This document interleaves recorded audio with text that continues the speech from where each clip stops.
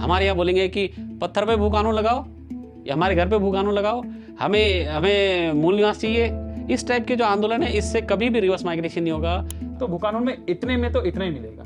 हाँ, अब लोग ये चाह रहे हैं कि नहीं, हम तो ऐसा चाह रहे हैं कि भाई हम जो नदी है, जंगल है, पहाड़ है, सब पे अधिकार हमारा होना चाहिए, सब संरक्षण होना चाहिए। तो उसके लिए तो फिफ्थ शेड्यूल है। ये हिमालय बचाव का आंदोलन है, ये नदी बचाने का आंदोलन है, ये पहाड़ बचाने का आंदोलन है। उस पहाड़ के छोटी सी जगह में एक उत्तराखंडी रह के इसकी रक्षा करता, पहाड़ की, उस रक्षक को वहां पहुंचाना है। और उसके लिए भारत सरकार एक जॉब का इंतजाम कर दे, जो कि फिफ्थ शेड्यूल ट्राइब स्टेटस के माध्यम से होता है। जब मूल निवास भू कानून के लिए आंदोलन चल ही रहा है, तो आप लोगों को अलग से आंदोलन करने की जरूरत क्यों पड़ रही है? क्या जो 25 लाख दिल्ली में है, 9 लाख पंजाब में है, लाखों की संख्या, वहां भी लोग लागू नहीं करेंगे मूल निवास? जो मूल निवास का आंदोलन है, हम उसको पहले खारिज कर चुके हैं, क्योंकि वो उसका कोई रिजल्ट नहीं है। तो ये जो पांचवी अनुसूची की जो लड़ाई है, ये ट्राइबल की लड़ाई है, वो ये नहीं है कि हमें पांचवी अनुसूची चाहिए। हम ये कह रहे हैं, हमसे जो पांचवी अनुसूची छीनी गई थी, ये कोई नई डिमांड नहीं है, जो हमसे छीने गया था 1972 में, वो वापस दो। उत्तराखंड की जब हम बात करते हैं, यहाँ पर भिन्न जातियाँ हैं, आपके SC ST भी है, आपके ब्राह्मण भी हैं, राजपूत भी हैं, सारे लोग हैं। लेकिन अब आप कैसे डिसाइड करोगे कि इनमें से कौन ट्राइब है, कौन ट्राइब नहीं है?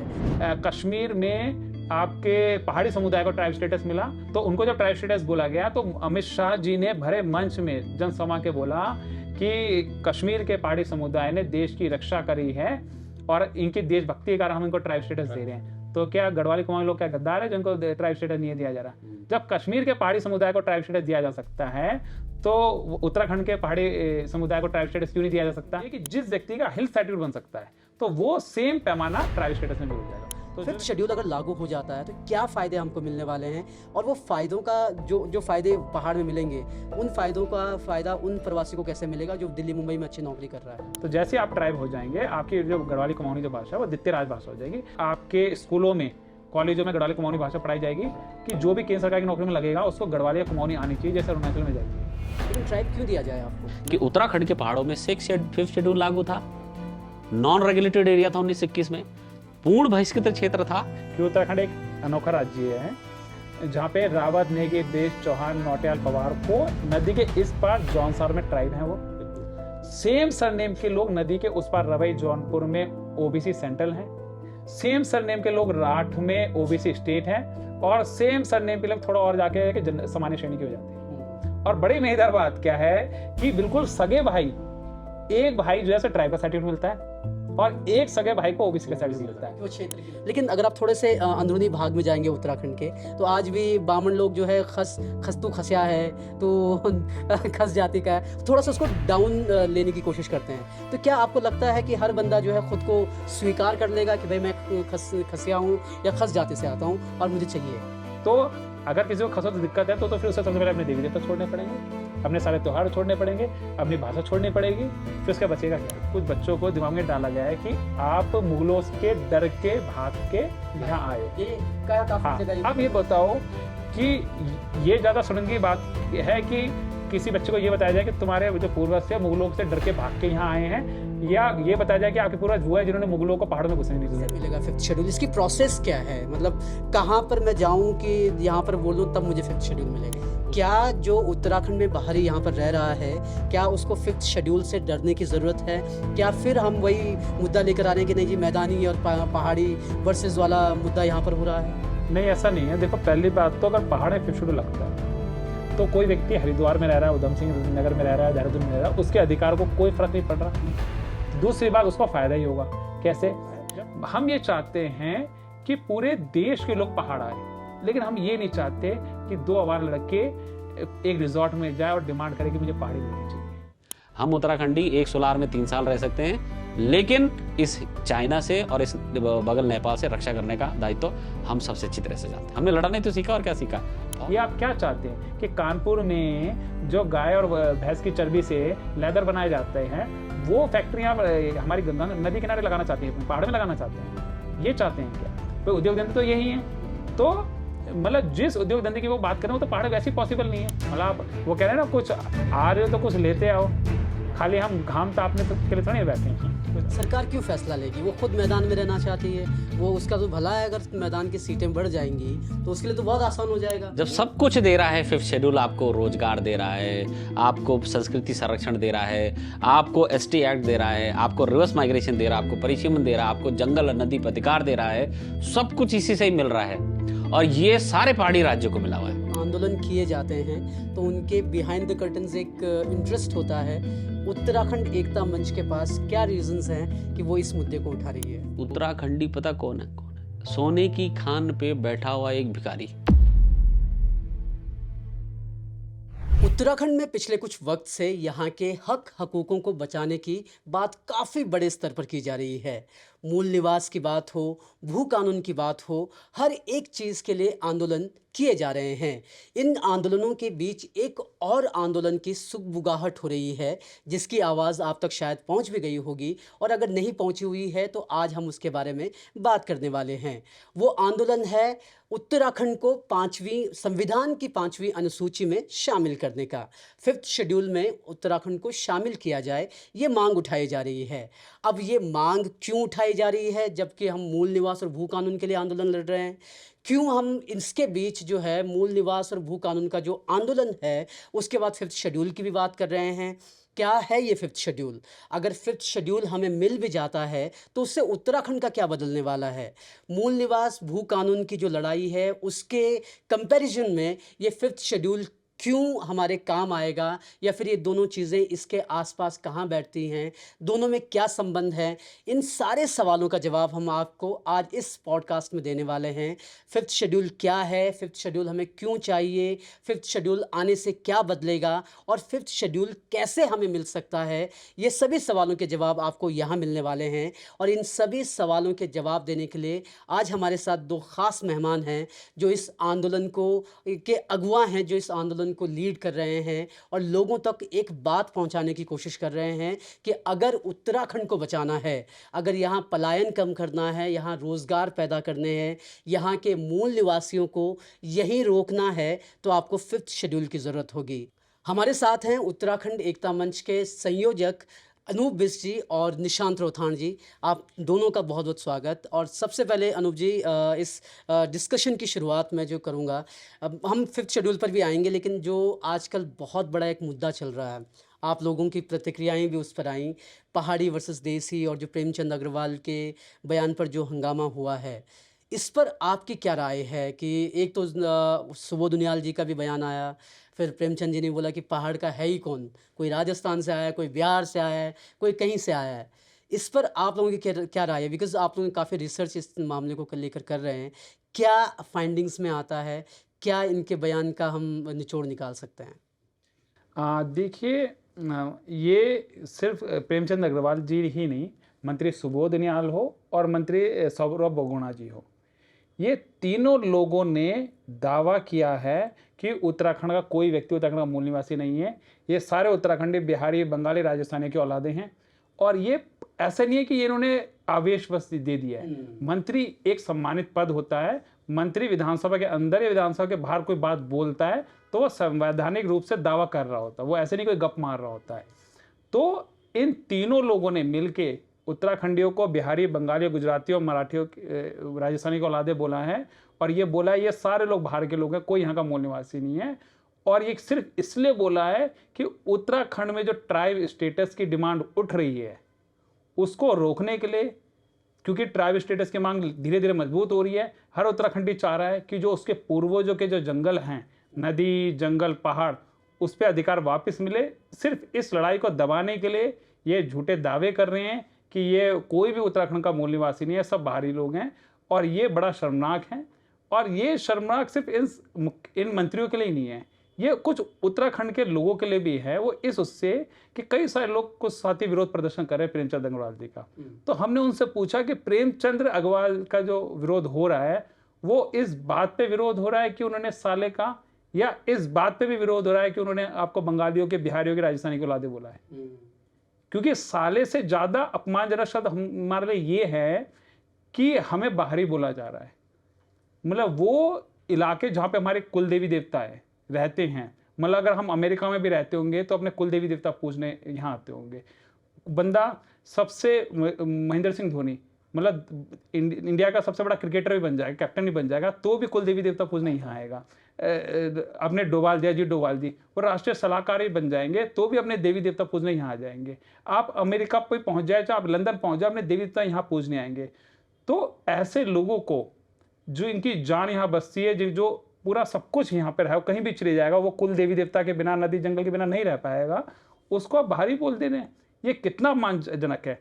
क्या ये सुबोध नियाल जी, ये बहुगुणा जी या ये प्रेमचंद अग्रवाल जी बाल ठाकरे के परिवार को बोल सकते थे कि बिहारियों की औलाद है? वो गुजरात में जाके बोल सकते हैं गुजरातियों की वो राजस्थानियों की औलाद है, लेकिन ये पहाड़ियों को क्यों बोला गया? और इस बात पे जो कई सारे आंदोलनकारियों खामोश बैठे हैं, वो सिर्फ प्रेमचंद अग्रवाल को इस बात पे विरोध करें कि उसने साले बोला है। तो इसका मतलब जितने गुनहगार प्रेमचंद अग्रवाल हैं, कुछ आंदोलनकारी के हो सकता है उनके दिमाग में हो कि वो बिहारी बंगालियों की औलादे हों, तो इसलिए वो अभी भी इस मुद्दे पे चुप हैं। और हम चाहते हैं कि प्रेमचंद अग्रवाल का ही नहीं, सुबोध नियाल का भी, अगर पुतला फूका जा रहा है तो प्रेमचंद अग्रवाल का भी हो, सुबोध नियाल का भी हो और ये बहुगुणा जी का भी हो, तीनों का पुतले फूके कि तीनों बराबर के दोषी हैं। और अब हमारी लड़ाई उन सब लोगों से है जो ये झूठे दावे कर रहे हैं कि उत्तराखंड के लोग यहाँ के मूल निवासी नहीं है। निशांत, मैं यहाँ पे एक चीज़ जो रखना चाहूँगा, क्योंकि थोड़ी बहुत इतिहास की किताबें हमने भी देखी हैं और पढ़ी हैं, उसमें कई जगह ये जिक्र आता है। और शायद जैसे मैं जोशी हूँ तो कहते हैं कि मैं महाराष्ट्र से आया था, और आपके जैसे सुबोध नियाल जी ने कहते हैं बिहार से, तो बिहार का भी जिक्र कई किताबों में मिलता है। क्या हम इस बात को झुठला रहे हैं? किस आधार पे हम ये कहें कि अगर उन्होंने ये बात कही, वो ये तर्क दे सकते हैं कि भाई आपकी किताबों में लिखा हुआ है, आप तो बाहर के ही हो, हमने तो वही बात कही, आप हमारा विरोध क्यों कर रहे हो फिर? बिल्कुल सही बात। पहली बात तो कौन सी किताब है भाई? मैं एक राजा का वजीर था, ठीक है, और वो राजा जो अंग्रेजों की गुलामी करता था, तो उसका वजीर कितना बड़ा गुलाम होगा? उसने एक किताब लिख दी तो इतिहास हो जाएगा? वो तो इतिहास नहीं होगा। इतिहास है 1931 की आखिरी जातिगत जनगणना, क्योंकि उसके 1931 के बाद जातिगत जनगणना भारत में नहीं हुई। 1941 में हुई थी, लेकिन वो पब्लिक नहीं हुई थी, वो आधार है। दूसरा, उससे पहले की जो जातिगत जनगणना, वो एक आधार है। वो ये बताती है कि सिर्फ 12 या 13% लोग ही थे जो इन जनगणना के अनुसार जिन्होंने बोला हम बाहर के हैं, बाकी अधिकतर सब यहाँ के मूल निवासी ही हैं। तो 12-13% बहुत छोटा अमाउंट है। तो इतना छोटा अमाउंट है कि एक नींबू पानी में आप 2 चम्मच नमक डालोगे तो वो नींबू पानी ही रहेगा और नमक नहीं हो जाएगा। तो अगर हम ये नहीं कह रहे कि भाई थोड़े बहुत बाहर से आए हो, तो पूरी भारत से कोई ना कोई कहीं से थोड़ा बहुत आया ही है, लेकिन यही कह देना कि सारे उत्तराखंडी बिहारियों की औलाद है, सारे उत्तराखंडी राजस्थानी की औलादे हैं, ऐसे तो बाला साहब ठाकरे हैं, उनके बारे में दावा किया जाता है वो कितना सही है, हाँ, मतलब ये दावा किया जाता था वो किसी और राज्य से आए, ठीक है, अब वो कितना सही गलत है, लेकिन बाल ठाकरे ने उस जब किताब आई तो उसका खंडन किया। उन्होंने कहा मैं मराठी हूँ, मैं मराठी मानुष हूँ, और उस किताब का खंडन किया गया, ठीक है। लेकिन अगर ये लोग अपने सुबोध नियाल जी सिर्फ एक शंभू पासवान को एक मेयर बनाने के लिए उत्तराखंडियों के बाप बदल देंगे, तो ये तो शर्मिंदगी की बात है। या अपने ये सौरभ बहुगुणा जी अपने बंगालियों के कुछ वोट पाने के लिए, जो पूरी पाकिस्तान से जो लोग आ रखे हैं उनके कुछ वोट पाने के लिए अपना बाप बदल देंगे, ठीक है, या फिर उत्तराखंडियों के बाप बदल देंगे, उत्तराखंडियों को बंगाली को औलादी बोल देंगे। तो ये तो बहुत निंदनीय है। तो जिसको भी अगर इवन सबसे बड़ा उदाहरण मानिए कि पूरे भारत में जो लोग यहाँ रहते हैं, मतलब जो भी गढ़वाली कुमाऊनी जो लोग हैं, बहुत सैकड़ों सालों से रह रहे हैं, उनकी गढ़वाली कुमाऊनी जो भाषा है वो पूरे भारत में कहाँ बोली जाती है? सिर्फ यहीं बोली जाती है ना। तो इसका मतलब स्थानीय भाषा है, तो स्थानीय भाषा है तो स्थानीय लोगों ने तो डेवलप की होगी। फिर हमारे जितने भी कुल देवी देवता हैं वो कहाँ के रहने वाले हैं? वो तो हिमालय के ही हैं।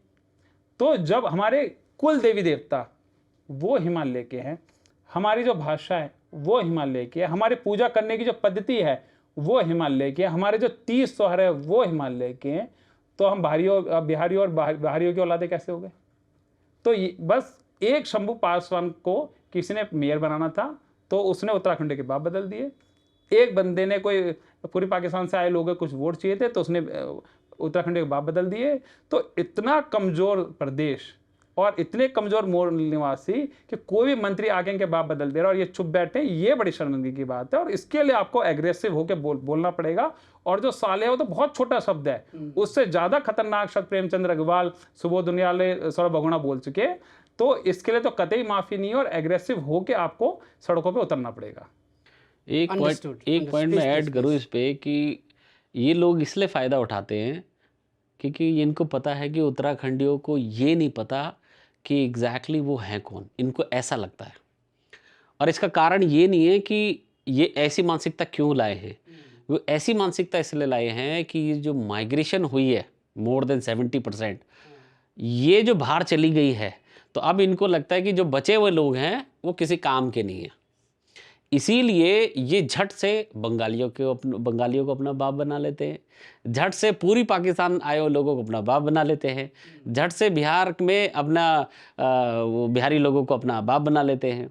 तो ये तो है ही। और दूसरी सबसे बड़ी बात क्या है कि उत्तराखंडी जब ग्राउंड में आंदोलन कर रहे हैं तो ये इस बात को मैं भी एक्सेप्ट करता हूँ और लोग भी, कि हमारे उत्तराखंड में मोर देन 100 से ज़्यादा आंदोलन चल रहे हैं और इनमें से एक भी आंदोलन रोजगार का नहीं है। तो अब आप मुझे बताइए कि आप दूसरे स्टेट में जाइए तो वहां पे ना किसी रूप में कोई ना कोई रोजगार का आंदोलन होगा, पहला प्रमुख। और हमारे यहाँ उल्टा है, हमारे यहाँ बोलेंगे कि पत्थर पे भू कानून लगाओ या हमारे घर पे भू कानून लगाओ, हमें मूल निवास चाहिए। इस टाइप के जो आंदोलन है इससे कभी भी रिवर्स माइग्रेशन नहीं होगा। अभी और डिटेल्स में चर्चा करेंगे तो इतने बेनिफिट निकल के आएंगे 5th शेड्यूल के, तो वो आप देखेंगे वो हम बात करने वाले हैं। और जैसे आपने सही कहा, निशांत ने कहा और आपने कहा कि जैसे कि महाराष्ट्र में कई बाहरी लोग वहाँ बसे हुए हैं, इसका मतलब ये नहीं हो जाता कि वो बिहारियों का प्रदेश है या किसी और का प्रदेश है। वही हम उत्तराखंड के बारे में भी कह सकते हैं कि कुछ लोग यहाँ आए, वो यहाँ के लोगों से मिले जुले, और जैसे कि कई जातियों के नाम तो गाँवों से बनी हुई हैं, ढोंड गाँव की ढोंडियाल हो गए, है ना। तो ऐसे कई हमारे पास एग्जाम्पल हैं। तो ये कहना कि ये प्रदेश उन लोगों की वजह से बना है, मेरे ख्याल से शायद गलत होगा। तो इस डिस्कशन को आगे बढ़ाते हैं और एक और सवाल मैं आपकी तरफ दागना चाहूँगा। वो भी अभी 5th शेड्यूल पे हम नहीं पहुँचे हैं, उस पर भी पहुँचेंगे, लेकिन क्योंकि ये मुद्दा कहीं ना कहीं 5th शेड्यूल से जुड़ता है, उस पर हम बात करने वाले हैं। बात है भू कानून की। आपके सामने एक धामी सरकार ने भू कानून ला दिया है, कह रहे हैं कि सख्त भू कानून है और हमने बहुत मतलब अब जो है उत्तराखंड बच जाएगा। तो क्या लगता है कि ये होने वाला है ऐसा कुछ? पहले तो मैं धन्यवाद देना चाहूँगा धामी सरकार को कि उसने भू कानून लाए हैं और हम उनका धन्यवाद देते हैं, वो भू कानून लेके आए हैं। अब कई लोगों का सवाल ये होता है कि यार भू कानून वो नहीं है जो हम चाह रहे थे। तो भू कानून हम शुरू से लोगों को समझा रहे थे, भू कानून से ये सिर्फ यही हो सकता है जो पहाड़ियों के पास 2-4 बंजर खेत बचे हुए हैं, वो सरकार की मर्जी के बिना बाहर वाला नहीं खरीद सकता। वो सरकार ने कानून बना दिया है। तो भू कानून में इतने में तो इतना ही मिलेगा। हाँ, अब लोग ये चाह रहे हैं कि नहीं, हम तो ऐसा चाह रहे हैं कि भाई हम जो नदी है, जंगल है, पहाड़ है, सब पे अधिकार हमारा होना चाहिए, सब संरक्षण होना चाहिए। तो उसके लिए तो 5th शेड्यूल है। तो हमने जो डिमांड करी थी, 2 बंजर खेतों के लिए डिमांड करी थी, भू कानून लगना चाहिए, सरकार ने लगा दिया। भाई सरकार से मांगा ही हमने ना उतना, तो अब अगर ज़्यादा चाहिए तो फिर हमें 5th शेड्यूल की तरफ आना पड़ेगा और कोई ऑप्शन नहीं है। अंडरस्टूड। तो अब इस डिस्कशन को 5th शेड्यूल पर लेकर आते हैं और इसकी शुरुआत जो है मैं आप दोनों को समझने से और जानने से करूंगा। तो इसी डिस्कशन के साथ, क्योंकि हम जो मेन मुद्दे आजकल चल रहे हैं उन पे हमने बात की, लेकिन अब मैं चाहूँगा कि हम 5th शेड्यूल पर आएँ, 5th शेड्यूल पर बात करें। लेकिन 5th शेड्यूल के सवालों की झड़ी लगाने से पहले हम समझना चाहेंगे कि जो 2 व्यक्ति मेरे सामने बैठे हुए हैं और ये उत्तराखंड एकता मंच का हम नाम ले रहे हैं, पहले तो ये उत्तराखंड एकता मंच क्या है, दूसरा निशांत रोथाण कौन है, अनूप बिष्ट कौन है, किस आधार पर या किस अंडरस्टैंडिंग के साथ वो इस आंदोलन को आगे बढ़ा रहे हैं? देखिए, 2014 में दिल्ली में किरण नेगी के साथ एक घटना हुई और वो इस समाज के लिए बड़ा एग्जाम्पल था कि समाज को सबको जागना पड़ेगा कि इस बच्ची को न्याय दिलाना है। उसी रूप में हमने एक जन समूह तैयार करके जंतर मंतर में हमने एक रैली करी और उस बच्ची को न्याय दिलाने के लिए, इससे पहले भी लोगों ने उठाया था उस मुद्दे को, पर एक बड़ी उसमें संख्या में जंतर मंतर में हम लोगों ने उठाया था। उसी दिन कुछ लोगों ने सब लोगों ने निर्णय लेके कि शायद एक ऐसा समूह की ज़रूरत है जिस समूह के माध्यम से वो समाज के मुद्दों को समाज तक पहुँचाए। हमारे पास बहुत सारी संस्थाएं 2000 हो सकती है, 2500 हो सकती है, लेकिन एक ऐसा संगठन होना जरूरी सरकार तक बात है। उस दिन हमने उत्तराखंड एकता मंच का नाम की घोषणा करी और उसी दिन हमने रामलीला मैदान को 20 नवंबर 2016 को भरने का निर्णय लिया 14 के दिसंबर में। तो हमने 15 काम किया, 16 काम किया और रामलीला मैदान के अंदर 1 लाख लोग 7 मांगों के माध्यम से हमने वहाँ पहुँचाए। और 7 लाख जब 7 मांगे वहाँ पहुँची तो लोग वहाँ पहली बार ऐसा हुआ किसी ने कि राज्य आंदोलन के बाद पहली बार रामलीला मैदान 1 लाख लोगों से भरा गया। उसमें से 2 मांग थी, जैसे कि उत्तराखंडी गढ़वाली कुमाऊनी जौनसारी एकेडमी बनाई जाए। तो दिल्ली सरकार ने इस पे फैसला लिया कि हम बना देंगे और बना भी दिए। पूरे भारत के एक राज्य मात्र वहीं पे बनी हुई है और उसी के माध्यम से 2016 के बाद 17 से दिल्ली के अंदर हर जगह उत्तरायणियों का त्यौहार अब मनाया जाता है, पहले नहीं होता था। तो ये सफलता के बाद हमने बोला, उसी के बाद आंदोलन तो समाज की नीड होती है, हमने कोई ऑफिस थोड़ी खोल रखा कि रोज रोज काम करेंगे। अब एक आंदोलन ये कि फिर वही घटना उत्तराखंड की धरती में अंकिता भंडारी के साथ हुआ। फिर हमने अपनी कोर कमेटी को इनेबल किया और फिर कहा कि इसके ऊपर चर्चा करना पड़ेगा। फिर हमने निर्णय लिया कि इसके ऊपर रिसर्च करते हैं एग्जैक्टली क्या है। देन फाइनली हमें पता चला कि उत्तराखंड को, पहाड़ को अगर सुरक्षा देनी है, हमारे बच्चों को सुरक्षा देनी है, हमारे पहाड़ को सुरक्षा देनी है, हमारे नदियों को सुरक्षा देनी है, हमारे बच्चों को रोजगार देना है, तो सिर्फ एक ही माध्यम है, वो है 5th शेड्यूल। फिर और रिसर्च आगे करते तो हमें पता चला कि उत्तराखंड के पहाड़ों पे तो पहले से ही 5th शेड्यूल लागू थी 72 तक और वो हटा दी गई है। तो इस प्रकार से हमने किया। अभी निशांत रोहतान जी के पास जो जिम्मेदारी है वो है कि वो राष्ट्रीय प्रचारक हैं और हमारी 64 यूनिट ऑल ओवर इंडिया में बनी हुई है, जिसमें से हमने पंजाब में कवर कर रखा है, चंडीगढ़ में, हिमाचल में, दिल्ली में, एनसीआर में। अब यही हम इलाहाबाद में, मुंबई में, सारी जगह मीटिंगें करने जा रहे हैं और 128 मीटिंग हम कर चुके हैं। और अभी मेरठ में भी एक मीटिंग है, दिल्ली में भी एक मीटिंग है। इसी प्रकार से जब इन मीटिंगों को दौर कर रहे हैं तो हम ये बोलते हैं कि हम आंदोलनकारी है, नहीं, आंदोलन का हम ये नहीं कहते कि आंदोलन, जब भारत सरकार से आप बात करते हो तो आपको ऐसा नहीं करना चाहिए कि भारत सरकार के खिलाफ, राज्य सरकार के खिलाफ बोलना स्टार्ट करो। जिन्होंने हमारे लिए काम करना है, हमें किसी तरह से उन्हें कन्विंस करना है, इधर वोट के माध्यम से कि वोट आप तभी लेंगे हमारा जब हमें ये दोगे, यही देश की नीति को चलता है। तो उसी को रूप के लेके हमारी एक कोर कमेटी भी है। उस कोर कमेटी के अंदर नॉन पॉलिटिकल लोग हैं। नॉन पॉलिटिकल की परिभाषा ये है कि वो किसी पार्टी का सदस्य हो सकता है, लेकिन किसी पार्टी के पद पर बैठ के कोर कमेटी के अंदर बैठा है, ऐसा नहीं है। तो ऐसे ही रूप से इसमें बहुत बुद्धिजीवी लोग हैं। रिटायर्ड आईएएस ऑफिसर है, रिटायर्ड लेफ्टिनेंट जनरल है, रिटायर्ड हॉर्टिकल्चर डायरेक्टर है, एग्रीकल्चर डायरेक्टर है, बड़े विद्वान लोग इसके हैं। 28 लोगों की एक रिसर्च टीम हमारी पूरी की पूरी है। उसी के माध्यम से पोथी पत्रा लेके हम बैठे हैं और जल्द ही एक लेटर ड्राफ्ट होगा भारत सरकार के लिए और ट्राइब की मांग होगी। ओके। तो 5th शेड्यूल का मामला आप उठा रहे हैं। एक सवाल अनूप जी यहाँ पर ये भी उठता है कि जब आप उत्तराखंड की बात कर रहे हो, मूल निवास भू कानून की बात हो रही है, तो उत्तराखंड में आंदोलन हो रहे हैं, लेकिन आपका जो तरीका, जो स्ट्रैटेजी मुझे नज़र आई वो ये है कि आप उत्तराखंड बाद में आ रहे हो, पहले आप बाहर के राज्यों में जो है मीटिंग्स कर रहे हैं, लोगों तक अपनी बात पहुँचा रहे हैं। क्यों? क्या आपने उत्तराखंड से शुरुआत क्यों नहीं की और क्यों हम पहले बाहर के राज्यों में इस चीज़ को इनिशिएट कर रहे हैं? एक्चुअली इसका मुख्य कारण क्या है, पलायन आयोग सिर्फ उत्तराखंड में बना हुआ है और पलायन आयोग का मतलब है कि वो रिवर्स माइग्रेशन करना चाहती है, यहाँ के लोगों को रोकना चाहती है। और हम ये कहने की कोशिश कर रहे हैं कि उत्तराखंड के लोगों को कैसे वापस लाएंगे अब। तो हमने इस बात को जाना कि भारत सरकार ने कश्मीर को 10% का एसटी दिया। अभी वहाँ पे भारत बीजेपी की समझ के लिए 22 सीटें आ रखी है। हो सकता है कि वहाँ पे जब ट्राइब का स्टेटस उन्हें मिल गया है, 10% एसटी का, 8% ओबीसी का, उससे पहले 10% है, तो 32 से ज़्यादा लाख लोगों को वहाँ पे मिला है। अब वो लोग रिवर्स माइग्रेशन करेंगे, हो सकता है उनकी सरकार दोबारा बन जाए वहाँ पे। अगर हमें कोई कहे, अनिल बलूनी जी कहते हैं कि मैं 1 लाख वोटर वहाँ उठाऊँगा, तो हम सिर्फ वोटर को लेके जा रहे हैं, उनके लिए रोजगार नहीं है। और ये वही सरकार, आप समझ लेते हैं कि जो कहते हैं गांव जाओ, तो हम गांव गए, फिर हम गांव में अपना घर बनाने के लिए जंगल से लकड़ी काटने गए तो हमें गिरफ्तार कर लिया और जेल भेज दिया। तो मतलब मैं ये कहने की कोशिश कर रहा हूँ कि वही सरकार कहती है गांव भी जाओ और वही सरकार में जेल भी डाल देती है। तो हमारी ये समझ आ गया है कि अगर बाहर रिवर्स माइग्रेशन करानी है तो सबसे पहले जो चेतना जगानी है वो बाहर के लोगों की है, जो इस टाइम धन के रूप में सक्षम हो चुके हैं। अब उनकी एक बहुत बड़ी पीड़ा है और जो बैठे कि हम घर वापस कैसे करें, हम घर वापसी कैसे करें। तो मोर देन मेरे हिसाब से जो अंदाजा कहते हैं 1+ करोड़ से ज़्यादा लोग उत्तराखंड से माइग्रेशन कर चुके हैं और उनको वापस लाने का प्रावधान सिर्फ ट्राइब का सर्टिफिकेट है। अगर ये 5th शेड्यूल लग जाए तो ट्राइब का सर्टिफिकेट गाँव आएंगे। ये इंसान की फितरत है कि जहाँ उनके कागज़ होते हैं वो मैक्सिमम अपना थॉट प्रोसेस उधर ही रखते हैं।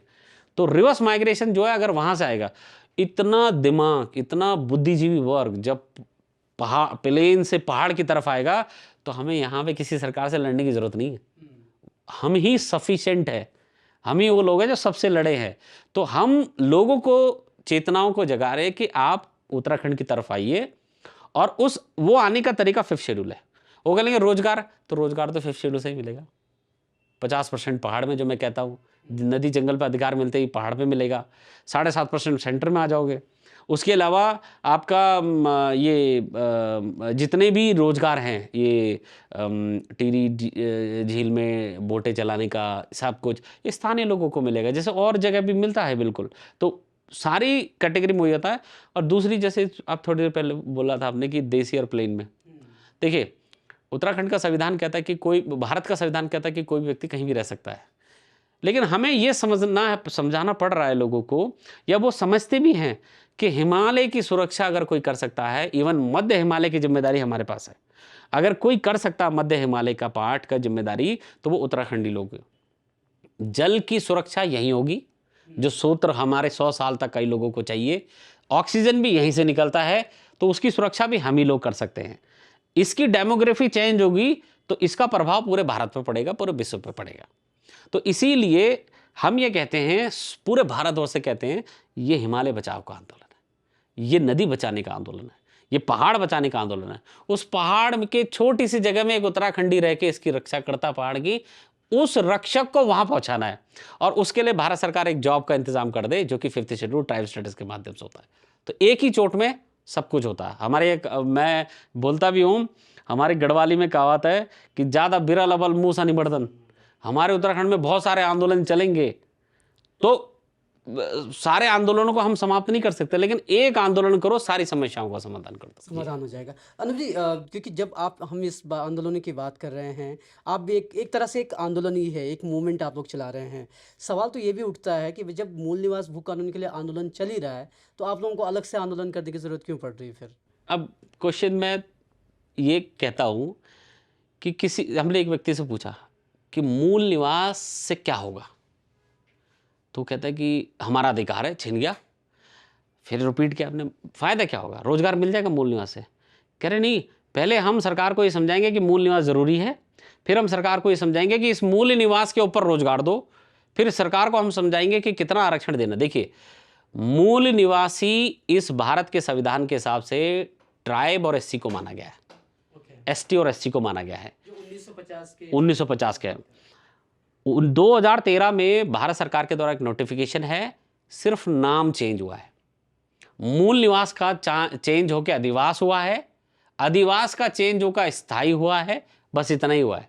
और उस नोटिफिकेशन में क्लियर है कि देखो, मूल निवासी वर्ड मत यूज करो, सिर्फ वो कंफ्यूजन होता है कि एग्जैक्टली मूल निवासी किसको कहेंगे।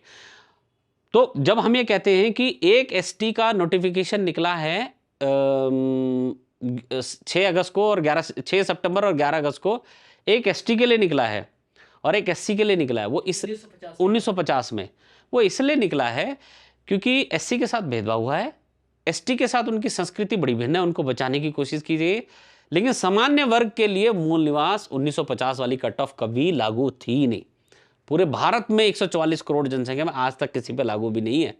और वो इसलिए लागू नहीं है क्योंकि भैया, जनरल को आप किस पैमाने पे दोगे? SC को तो आपने दे दिया कि उसके साथ भेदभाव हुआ है, ST को दिया उनकी संस्कृति, अब जनरल को किस पे से देंगे? कोई पैमाना तो है नहीं सरकार का। अगर हम यहाँ लागू कर देते हैं, चलिए 521 सांसद आपके पास आ गए, सहमति दे दी, मूल निवास लागू कर दिया, भारत के संविधान से आर्टिकल 16 और आर्टिकल 19 भी रिमूव कर दिया, तो क्या जो 25 लाख दिल्ली में है, 9 लाख पंजाब में है, लाखों की संख्या, वहाँ भी लोग लागू नहीं करेंगे मूल निवास? तो ये जो जनसंख्या, इससे 3 गुनी जनसंख्या तो बाहर है, तो हम उनके खिलाफ ही आंदोलन कर रहे हैं। ये लोगों को समझना पड़ेगा कि मूल निवास, अब आती है कि मूल निवास का अब मैं ये कहता हूं कि मूल निवास हमें चाहिए, लेकिन मूल निवासी का हमें इसलिए चाहिए क्योंकि हम लोग ट्राइब हैं। तो पहले हमें अपने आप को ट्राइब घोषित करना पड़ेगा, और ट्राइब घोषित करने के बाद ही हमें मूल निवास 1950 का आधार मिलेगा, उसका फायदा होगा। और देखिए, जिस दिन हमें मूल निवास 1950 ट्राइब के माध्यम से मिलता है, या ट्राइब स्टेटस मिलता है, या 5th शेड्यूल मिलता है, तो उस क्षेत्र में जमीन बाहर का व्यक्ति नहीं खरीद सकता। उस जमीन में, उस स्थानीय रोजगारों में सबसे प्राथमिक अधिकार जो रोजगार का होता है वो उन लोगों का होता है। तो हम तो ये कह रहे हैं कि जो मूल निवास का आंदोलन है, हम उसको पहले ही खारिज कर चुके हैं, क्योंकि वो उसका कोई रिजल्ट नहीं है, कुछ भी नहीं। और भू कानून की बात भी कर लेते हैं, लगे चले भू कानून की बात कर लेते हैं कि हमें भी भू कानून चाहिए, लेकिन सबसे पहले भू पे कानून चाहिए हमें।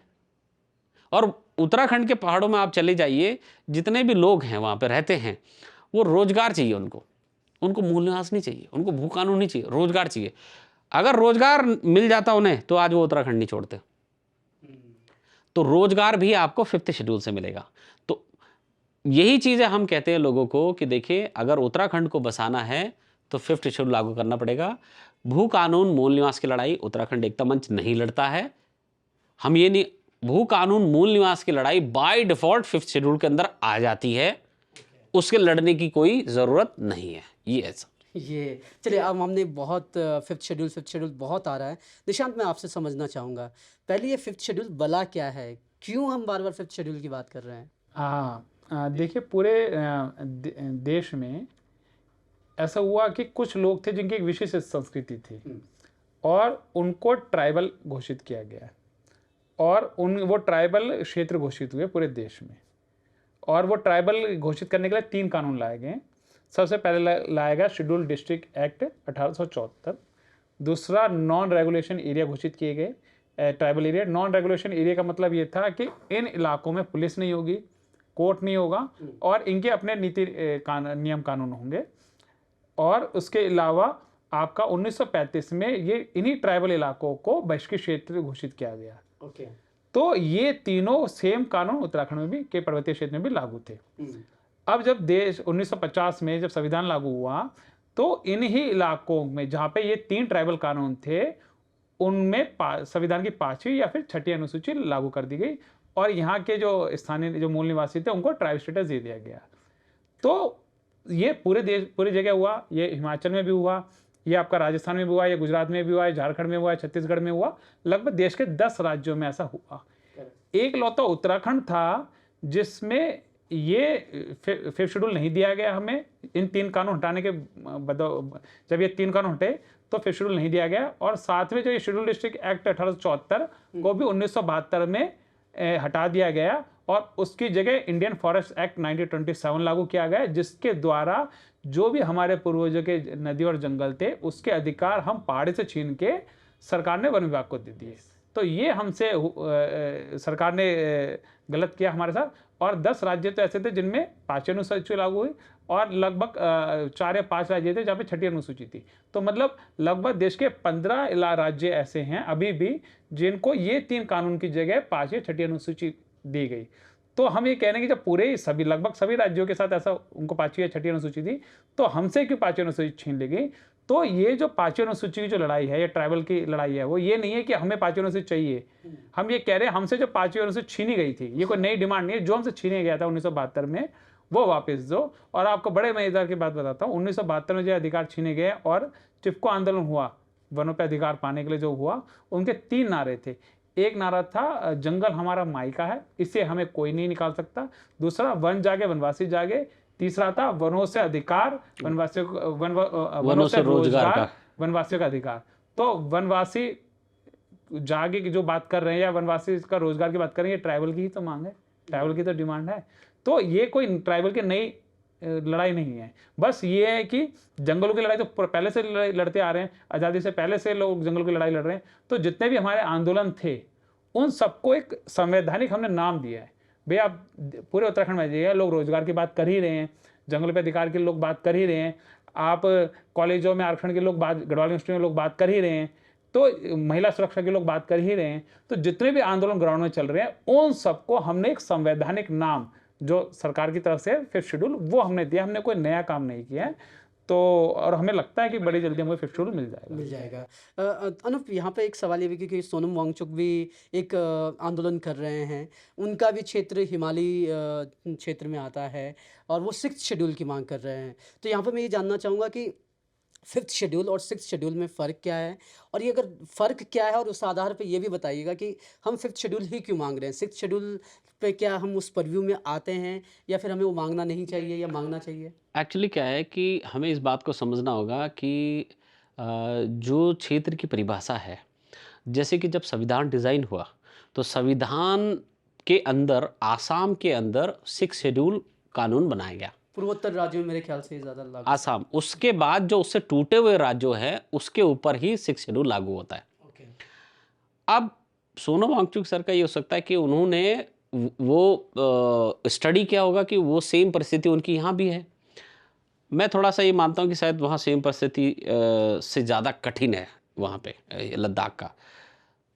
तो जैसे अभी निशांत भाई ने कहा कि हमने एक नाम दिया किसी आंदोलन को समेटने के लिए, तो अभी उनके समझे कि वो 1000 किलोमीटर की यात्रा करके आए, उनके इलाके में पहले से ही मूल निवास और भू कानून लागू है। ट्राइब का स्टेटस उनके पास है। 97% लोग वहाँ ट्राइबल हैं ऑलरेडी, वहाँ कोई ज़मीन नहीं खरीद सकता। तो फिर उन्हें ये आंदोलन करने की ज़रूरत क्यों पड़ी? वो इसलिए ज़रूरत पड़ी क्योंकि जो 6th शेड्यूल है वो आपको पूर्ण रूप से सारी जगह, सारी जंगलों पे, सारी नदियों पे पूर्ण अधिकार देता है रोजगारों में, और इसी अधिकार को लेने के लिए वो वहाँ से वहाँ चले। अब इससे उनका क्या क्या फ़ायदा हुआ? अगर देखेंगे उनकी मांगें बड़ी अलग अलग थी, जैसे कि 5 जिले बनाए जाएं, पूर्ण राज्य का दर्जा हो, लोक सेवा आयोग बनाया जाए, और एक और मांग थी, लोकसभा की 2 सीटें। 2 लोकसभा की सीटें, लोकसभा की 2 सीटें उनकी होने जा रही हैं। लैंड रिफॉर्म बिल उनका बनने जा रहा है। 95% रिजर्वेशन लोक सेवा आयोग में फर्स्ट क्लास ऑफिसर में लद्दाखी रहेंगे, चाहे उस क्षेत्र में कितनी भी जनसंख्या बढ़ जाए, लेकिन ये हमेशा उनके कंट्रोल में रहेगा। ये बड़ी है। और जब उनकी चारों मांगे पूरी हो रही है तो मैं ये समझता हूँ ये मोर देन 6 शेड्यूल है, समझ ना। अब जब इतना बड़ा आंदोलन, 6 शेड्यूल से ज़्यादा प्रावधान उनको दिए जा रहे हैं और भी कानून उनके बन रहे हैं, तो कल वो पूर्ण राज्य के दर्जा में आ जाता है और उनके पास लैंड का भी बिल है, उनके पास रोजगार भी है, सब कुछ है। तो मुझे ऐसा लगता है कि उनको ये फिर कहने की ज़रूरत नहीं पड़ेगी कि 6 शेड्यूल से ज़्यादा प्रावधान अभी हमारे पास है। तो मैं मानता हूँ कि हम क्यों नहीं 6 शेड्यूल में फिट मानते हैं, इसको आप समझिए कि हम सबसे पहले ट्राइबल नहीं है। हमारी जो डिमांड है वो डायरेक्टली ट्राइब स्टेटस की है, और ट्राइब स्टेटस की लागू होने पे कभी कभी क्या होता है कि क्षेत्र पे देख लीजिए कि जनसंख्या अगर ज़्यादा हो या पैमाने ज़्यादा हो या उस क्षेत्र की जिम्मेदारी भारत सरकार उठा ले, तो हम सरकार को ये बताना चाहते हैं कि उत्तराखंड एक सेंसिटिव एरिया है जो नेपाल और चाइना से टच है। इसके अंदर मिजोरम जैसा या त्रिपुरा जैसा 6 शेड्यूल 5th शेड्यूल जैसा प्रावधान लगना चाहिए। रोजगार के लोग वापस आएंगे अपना ट्राइब का सर्टिफिकेट के लिए। तो अभी फॉर द टाइमिंग के लिए ये समझिए कि 90% तो ट्राइब की लड़ाई है। 5th शेड्यूल एक इजी मांग है जो राज्य सरकार और राज्यपाल के साथ सलाह मशवरा करके राज्य के लिए काम करती है। लेकिन जहां हम 6 शेड्यूल की डिमांड करते हैं वहां लागू होना चांसेस ज़्यादा होता है जो राज्य ना हो। तो अगर हम ये बोले 6 शेड्यूल दो तो हम राज्य से बड़ी चीज़ मांग रहे हैं, तो यानी कि राज्य तो हमें पहले से मिला हुआ है। तो हम ये मानते हैं कि 6 शेड्यूल एक ऑटोनोमस बॉडी है कंप्लीट। आप इसको ऐसा समझिए कि 6 शेड्यूल के अंदर जब आपकी डिस्ट्रिक्ट शेड्यूल काउंसिल बनती है तो टैक्स भी वसूलती है और वहाँ पे नियम भी बनाती है, कानून भी बनाती है। लेकिन हमारा उत्तराखंड ऐसा है कि बहुत सारी जातियाँ यहाँ रहती है, तो हमें tribe status plus 5th schedule अगर मिल जाता है ये हमें इजीली मिल जाएगा। 6 शेड्यूल मांगना हमारे लिए बहुत टफ का काम है, हम ट्राइब में नहीं आते हैं अभी। तो अभी हमारी जो मेन लड़ाई है वो ट्राइब स्टेटस की लड़ाई है। ट्राइब स्टेटस की है और मेरे ख्याल से 5th शेड्यूल हमारे पास पहले से था ही, पहले से हमारे था पास तो एक हमें मिल जाएगा। आधार भी आपके पास बन जाता है। जब हम 5th शेड्यूल की बात कर रहे हैं और ट्राइब स्टेटस की बात कर रहे हैं, देवबर कमेटी ने जब ये इसका सेग्रीगेशन कर रही थी तो उन्होंने जौनसारियों को और भोटिया को इजीली जो है ट्राइब स्टेटस दे दिया था। और तब उन्होंने कहा कि यूपी के जो ज़िले हमें सबसे ज़्यादा मुफीद नज़र आते हैं ट्राइबल के लिए, वो ये दो भाग नज़र आते हैं। तो मेरा पहला सवाल तो ये है कि ये ट्राइब की जो डेफिनेशन है, अब उत्तराखंड की जब हम बात करते हैं, यहाँ पर भिन्न जातियाँ हैं, आपके SC ST भी है, आपके ब्राह्मण भी हैं, राजपूत भी हैं, सारे लोग हैं। लेकिन अब आप कैसे डिसाइड करोगे कि इनमें से कौन ट्राइब है, कौन ट्राइब नहीं है? तो इसका क्या मानक होगा? इसमें ना भारत सरकार की कमेटी है, लोकर कमेटी, जो 1965 में बनी थी। और किसी भी समुदाय को अगर ट्राइब दिया जाता है तो ये देखा जाता है लोकर कमेटी के जो पैमाने हैं वो उन्हें पूरे किए या नहीं किए। तो उनके बेसिकली 4 पैमाने हैं। पहले उस समुदाय को ट्राइब दिया जाता है जिनकी विशेष भौगोलिक परिस्थिति हो। तो हमारा जो पहाड़ है वो विशेष भौगोलिक स्थिति है ही। और सबसे मेजर मैं बताऊं कि पहले ट्राइब के लिए हिल एंड फॉरेस्ट ट्राइब ही लिखा जाता था। तो पूरे देश में जो भी ट्राइब हैं, 2 ही तरह के ट्राइब होते हैं, या तो वो पहाड़ में रहते हैं या फिर वो जंगलों के नज़दीक रहते हैं। और उत्तराखंडी लोग पहाड़ में भी रहते हैं और जंगलों के नज़दीक भी रहते हैं। तो जो पहली शर्त है वो तो वो ऐसी ही पूरी कर रहे हैं। दूसरा, विशेष संस्कृति हो, तो जो हमारी जो संस्कृति है, जैसे भाषा बहुत डिफरेंट है, इवन जो हमारा पूजा पद्धति का तरीका है, जैसे आप मैदानी क्षेत्र में जाओ तो 2 पद्धति फेमस है। एक है जैसे आदि शंकराचार्य की है कि ईश्वर और मैं, जो पूजने वाला और ईश्वर दोनों एक ही है, ब्रह्म ही सत्य है, ठीक है, अम्बरमास में। तो उसमें वो कहता है कि ईश्वर बाहर नहीं है, व्यक्ति के अंदर ही ईश्वर है। दूसरा होता है आपका, जैसे हम भगवान राम की और कृष्ण की मूर्ति की पूजा करते हैं।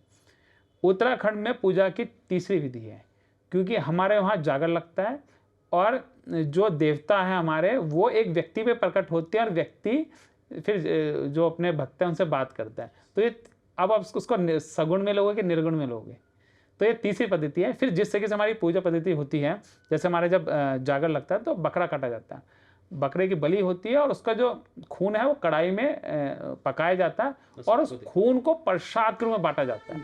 तो इसका मतलब उस खून को भी पवित्र माना जा रहा है।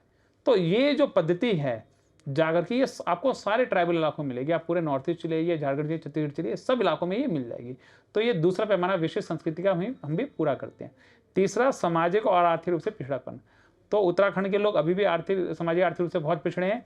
यही कारण है कि उत्तराखंड के लोगों को 1995 तक शिक्षा में और नौकरी में आरक्षण मिलता था, जो 1995 में छीन लिया गया, और वो सामाजिक और आर्थिक पिछड़ेपन के कारण ही मिलता था। अब आप खुद ही बता दीजिए कि 1995 के बाद हमारा सामाजिक और आर्थिक पिछड़ेपन में विकास हुआ है या और पीछे गए, बल्कि और ही पीछे गए होंगे। क्योंकि आप 1995 से पहले देखिए, हमारे पास ज़्यादा सरकारी अधिकारी होते थे आज के मुकाबले में। 1995 से पहले देखिए कि जितने भी जो गवर्नमेंट क्वार्टर थे, पहाड़ के लोग वहाँ रहते थे, आज कच्ची कॉलोनियों में रहते हैं। तो ये आपको अंदाजा होता है। तो हम सामाजिक आर्थिक पिछड़ेपन में भी फिट बैठते हैं। चौथा है आदिम लक्षण। तो आदिम लक्षण क्या है उत्तराखंडियों का, कि हमारे यहाँ जो खेती होती है वो अभी भी आदिम लक्षण के तरीके से होती है। क्यों? हम कोई फर्टिलाइजर, कोई केमिकल इस्तेमाल नहीं करते, कोई मशीन इस्तेमाल नहीं करते, यहाँ तक कि अधिकतर इलाकों में बैल भी इस्तेमाल नहीं होता, बिना बैल के ही खेती कर लेते हैं। तो ये, और यहाँ तक कि हमारे जो खेती की जमीन है व्यक्तिगत खाते में नहीं होती, वो गोल खाता चलता है। तो ये इस टाइप की जो खेती की तरीका है हमारा, ये आप पंजाब जाओगे तो पंजाब वाले बोलेंगे आज से 500 साल पहले होती थी ऐसी खेती, हाथ से जो खेती होती थी बिना बैल के 5 साल पहले। तो ये हमारा जो आदिम लक्षण है। तो ये चारों पैमाने हैं, जिन चारों पैमानों के आधार पे जौनसारियों को ट्राइब स्टेटस मिला, भोटिया समुदाय को ट्राइब स्टेटस मिला, अभी हाटी समुदाय को ट्राइब स्टेटस मिला हिमाचल में, कश्मीर में आपके पहाड़ी समुदाय को ट्राइब स्टेटस मिला, और कश्मीर के गद्दा ब्राह्मण लोगों को ट्राइब स्टेटस मिला। इन्हीं आधार पे, तो उन्हीं आधार पे हमको ट्राइब स्टेटस मिल सकता है। और बल्कि बड़ी मजेदार बात क्या है कि जो आपके वो हैं पहाड़ी समुदाय हैं, तो उनको जब ट्राइब स्टेटस बोला गया तो अमित शाह जी ने भरे मंच में जनसभा के बोला कि कश्मीर के पहाड़ी समुदाय ने देश की रक्षा करी है और इनकी देशभक्ति के कारण हम इनको ट्राइब स्टेटस दे रहे हैं। तो क्या गढ़वाली कुमाऊं लोग क्या गद्दार है जिनको ट्राइब स्टेटस नहीं दिया जा रहा? जब कश्मीर के पहाड़ी समुदाय को ट्राइब स्टेटस दिया जा सकता है, तो उत्तराखंड के पहाड़ी समुदाय को ट्राइब स्टेटस क्यों नहीं दिया जा सकता? और हमारी जो संस्कृति है वो तो वैसे भी विशिष्ट संस्कृति है। तो हमें इवन, बल्कि मैं देख रहा था एक दिन एक वीडियो भी हम हमेशा सेमिनार में चलाते हैं कि एक मुस्लिम समुदाय है, मतलब पहाड़ी समुदाय है, क्योंकि पहाड़ी समुदाय जो कश्मीर जिनको ट्राइब स्टेटस मिला उसमें 98% लोग मुस्लिम हैं और 2% लोग या तो हिंदू हैं या सिख हैं जिनको ट्राइब स्टेटस मिला है। इवन जो पहाड़ी समुदाय, कश्मीर का जो पहाड़ी समुदाय को सर्टिफिकेट मिला, सबसे पहला सर्टिफिकेट जिसको मिला है वो एक सिख व्यक्ति को मिला है। तो वो भी हमने अपने ट्विटर में उसकी पोस्ट डाली थी।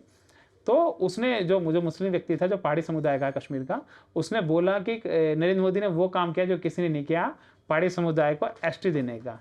तो जब मोदी जी या जो सरकार है, जो हमारी उत्तराखंड सरकार है, वो भी तो पहाड़ी समुदाय को ध्यान में रख के ट्राइब स्टेटस दे सकती है। और इवन जब उत्तराखंड की सरकार 2 बार विधानसभा प्रस्ताव पास कर चुकी है कि पूरी पाकिस्तान से आए हुए पाकिस्तानी, पूरी पाकिस्तान के लोगों को 3 लाख लोग जो अब हो गए हैं, जो 1971 के युद्ध में आए थे, उनको जब आप ट्राइब स्टेटस की डिमांड कर रहे हैं उनके लिए, तो आप उत्तराखंडियों के लिए ट्राइब स्टेटस की डिमांड क्यों नहीं कर रहे?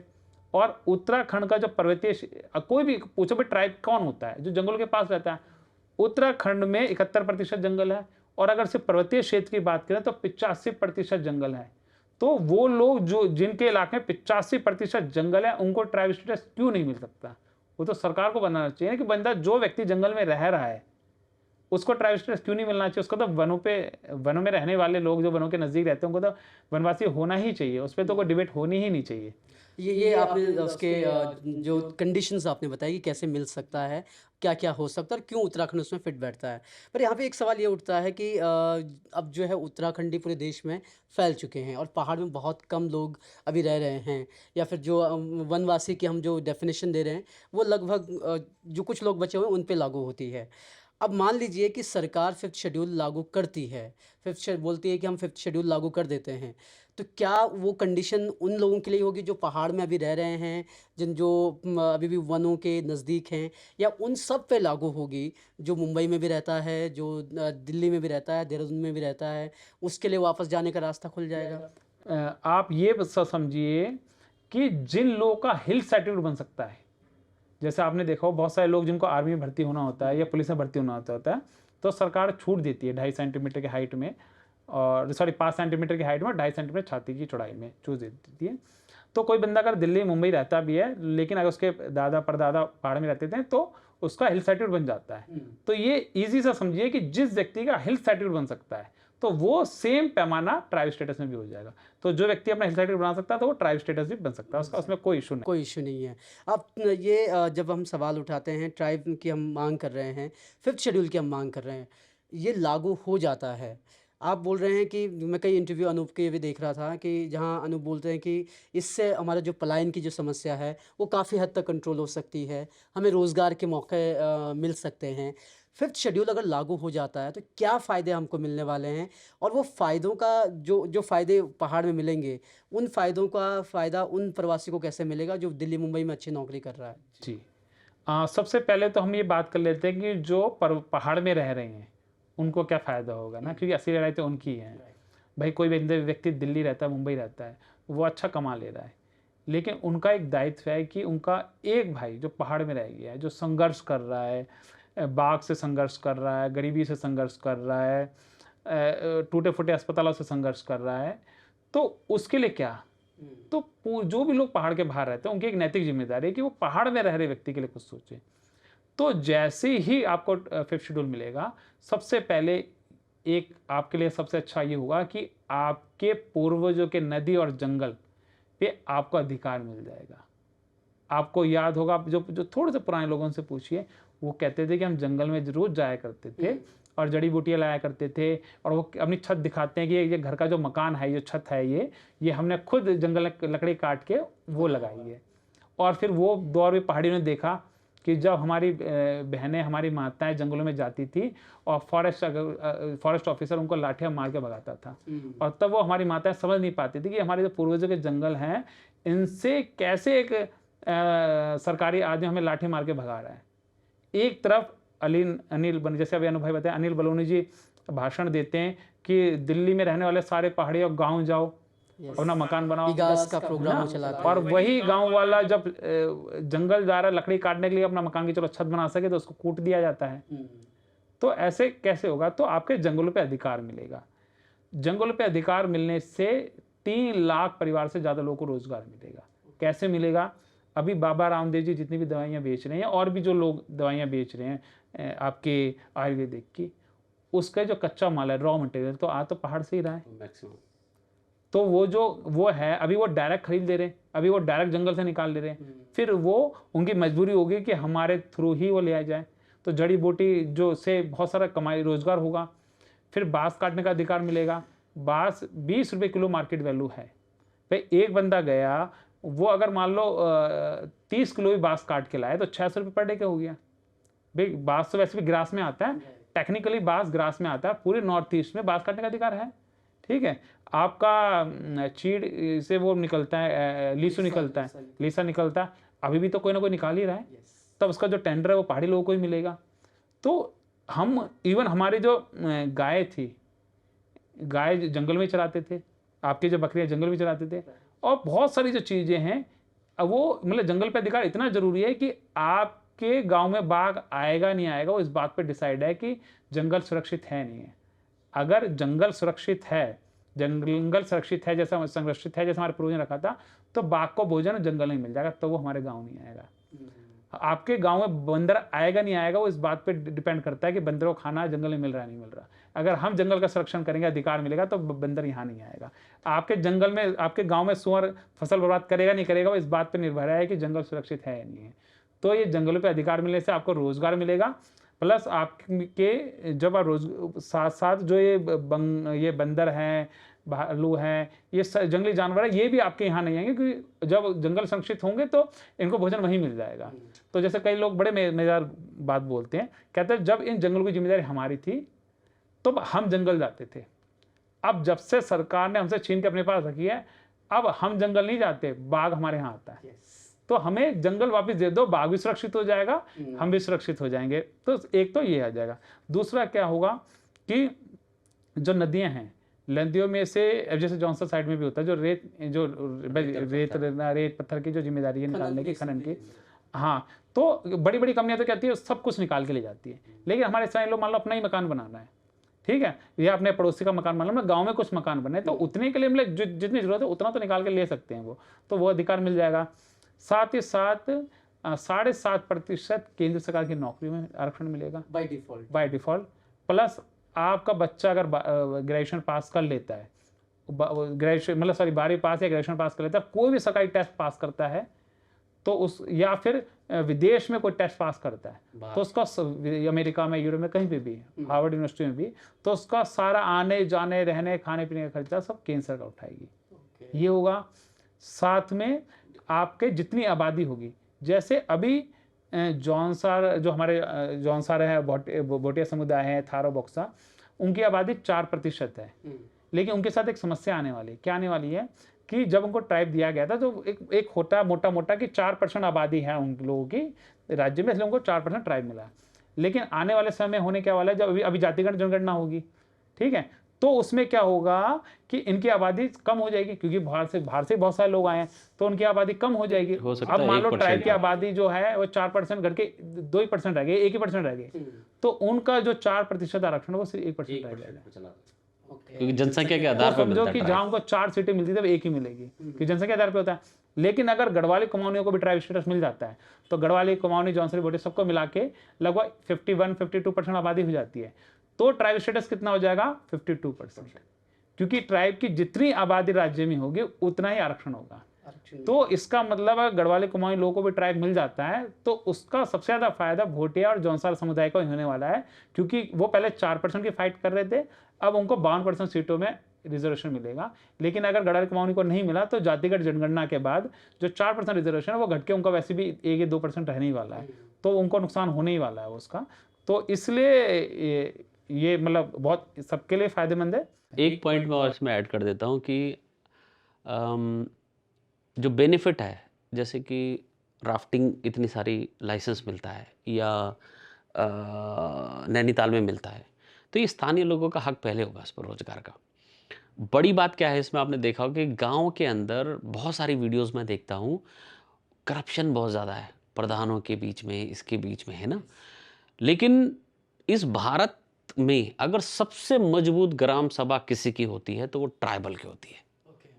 वो इसलिए क्योंकि उस ट्राइबल का पूरा एक सरकारी खाके के माध्यम से उसको चलाया जाता है। उस ग्राम सभा के अंदर 20 सदस्य होते हैं, 15 चुने जाते हैं, बाकी मनोनीत होते हैं।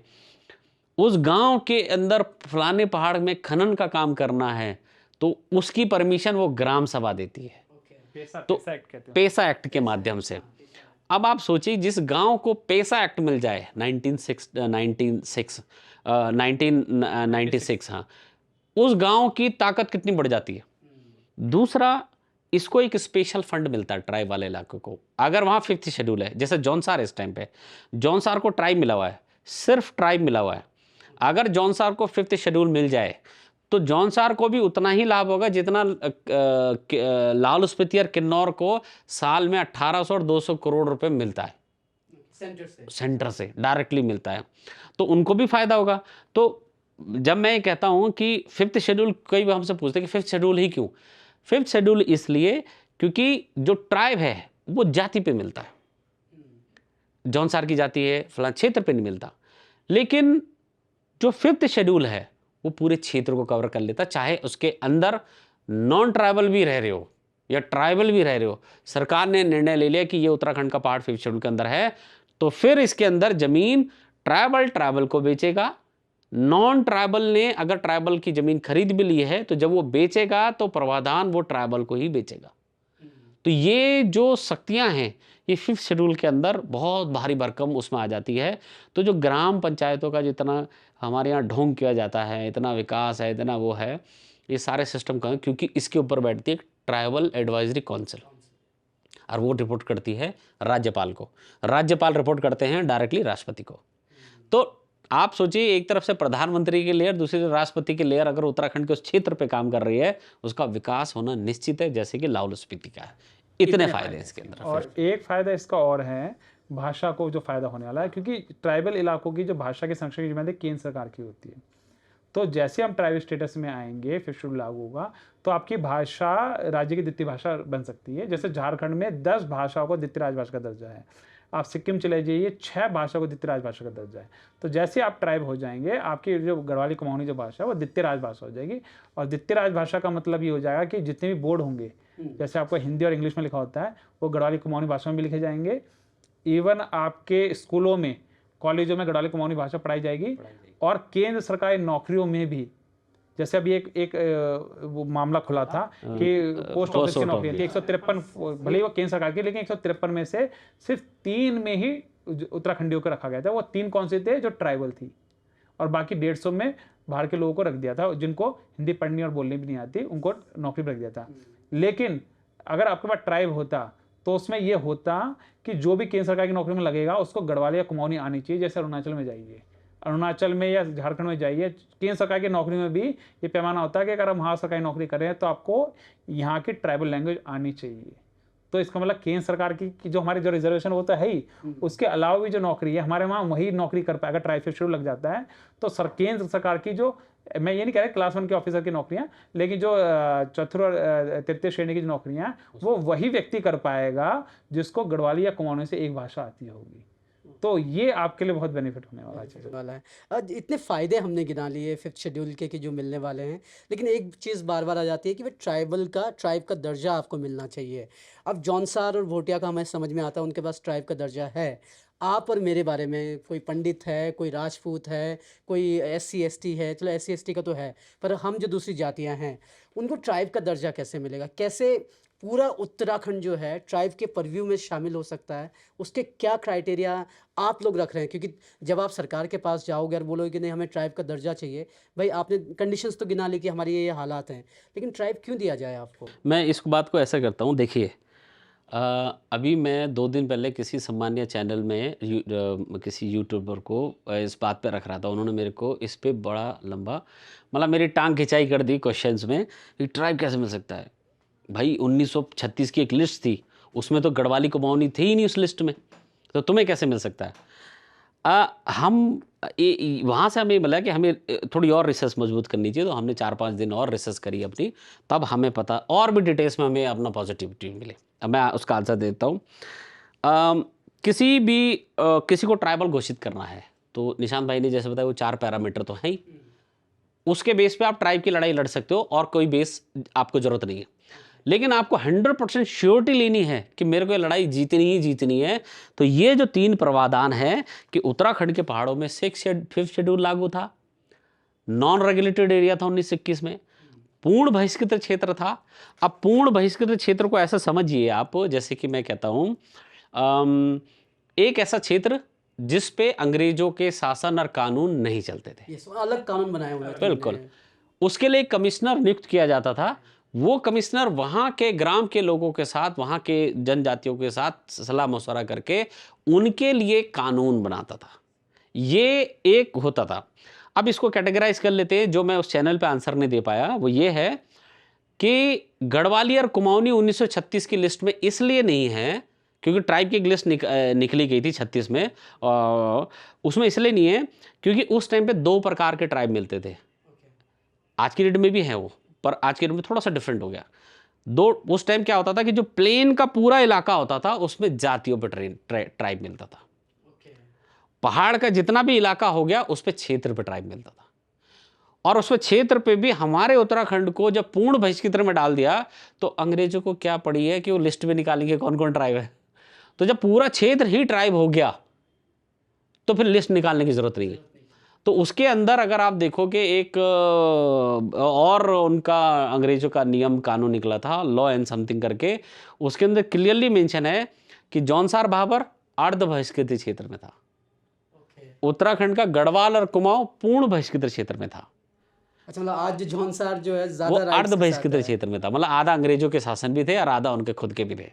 और उत्तराखंड का गढ़वाल और कुमाऊं पूर्ण बहिष्कृत क्षेत्र में था। तो हकदार पहले हम थे, हमें ट्राइबल मिलना चाहिए था, है ना। तो अब ये भारत सरकार को हम सिद्ध कर देंगे कि ये डॉक्यूमेंट है, ये सरकारी डॉक्यूमेंट है, 1935 का है, 36 का है। इसके अंदर हमारे पूरे क्षेत्र को ट्राइब डाल रखा था। तो वहां पे डिस्ट्रिक्ट शेड्यूल एक्ट के अंदर आर्टिकल 6 लागू था। तो जो लिस्ट जारी होती थी उस टाइम पे वो सिर्फ प्लेन के लोगों के लिए होती थी।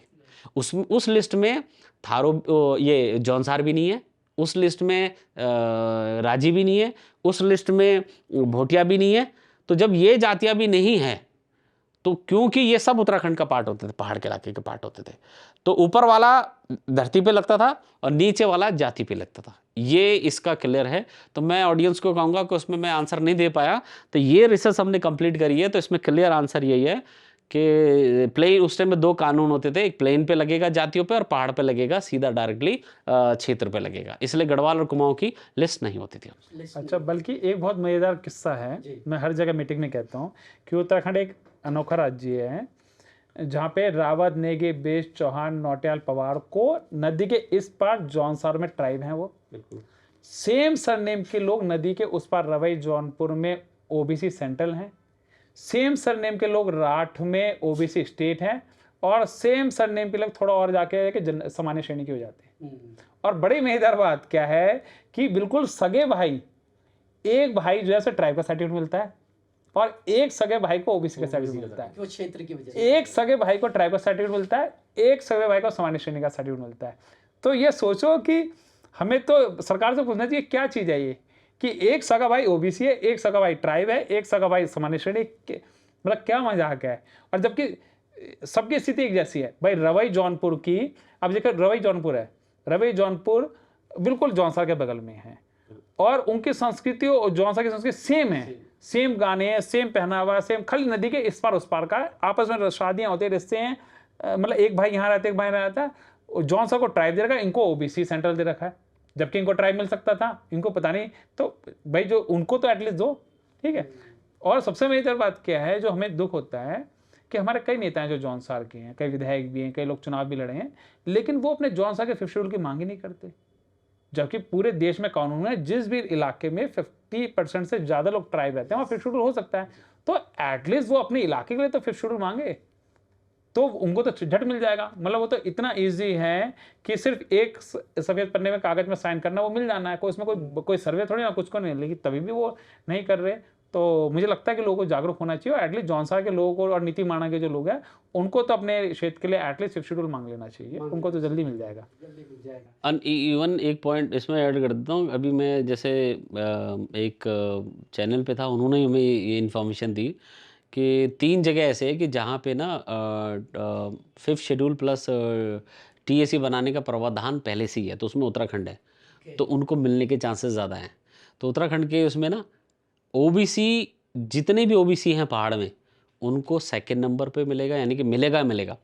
उससे पहले जो ऑलरेडी ST हैं पहाड़ पे, उनको 5th शेड्यूल मिलेगा, और OBC वालों को ST प्लस 5th शेड्यूल मिलेगा, और जर्नल वाले हम जो 3 बैठे हैं जजमान लोग, हमको सबसे लास्ट में मिलेगा, सबसे लास्ट में क्योंकि हमें ट्राइब भी चाहिए और 5th शेड्यूल भी चाहिए।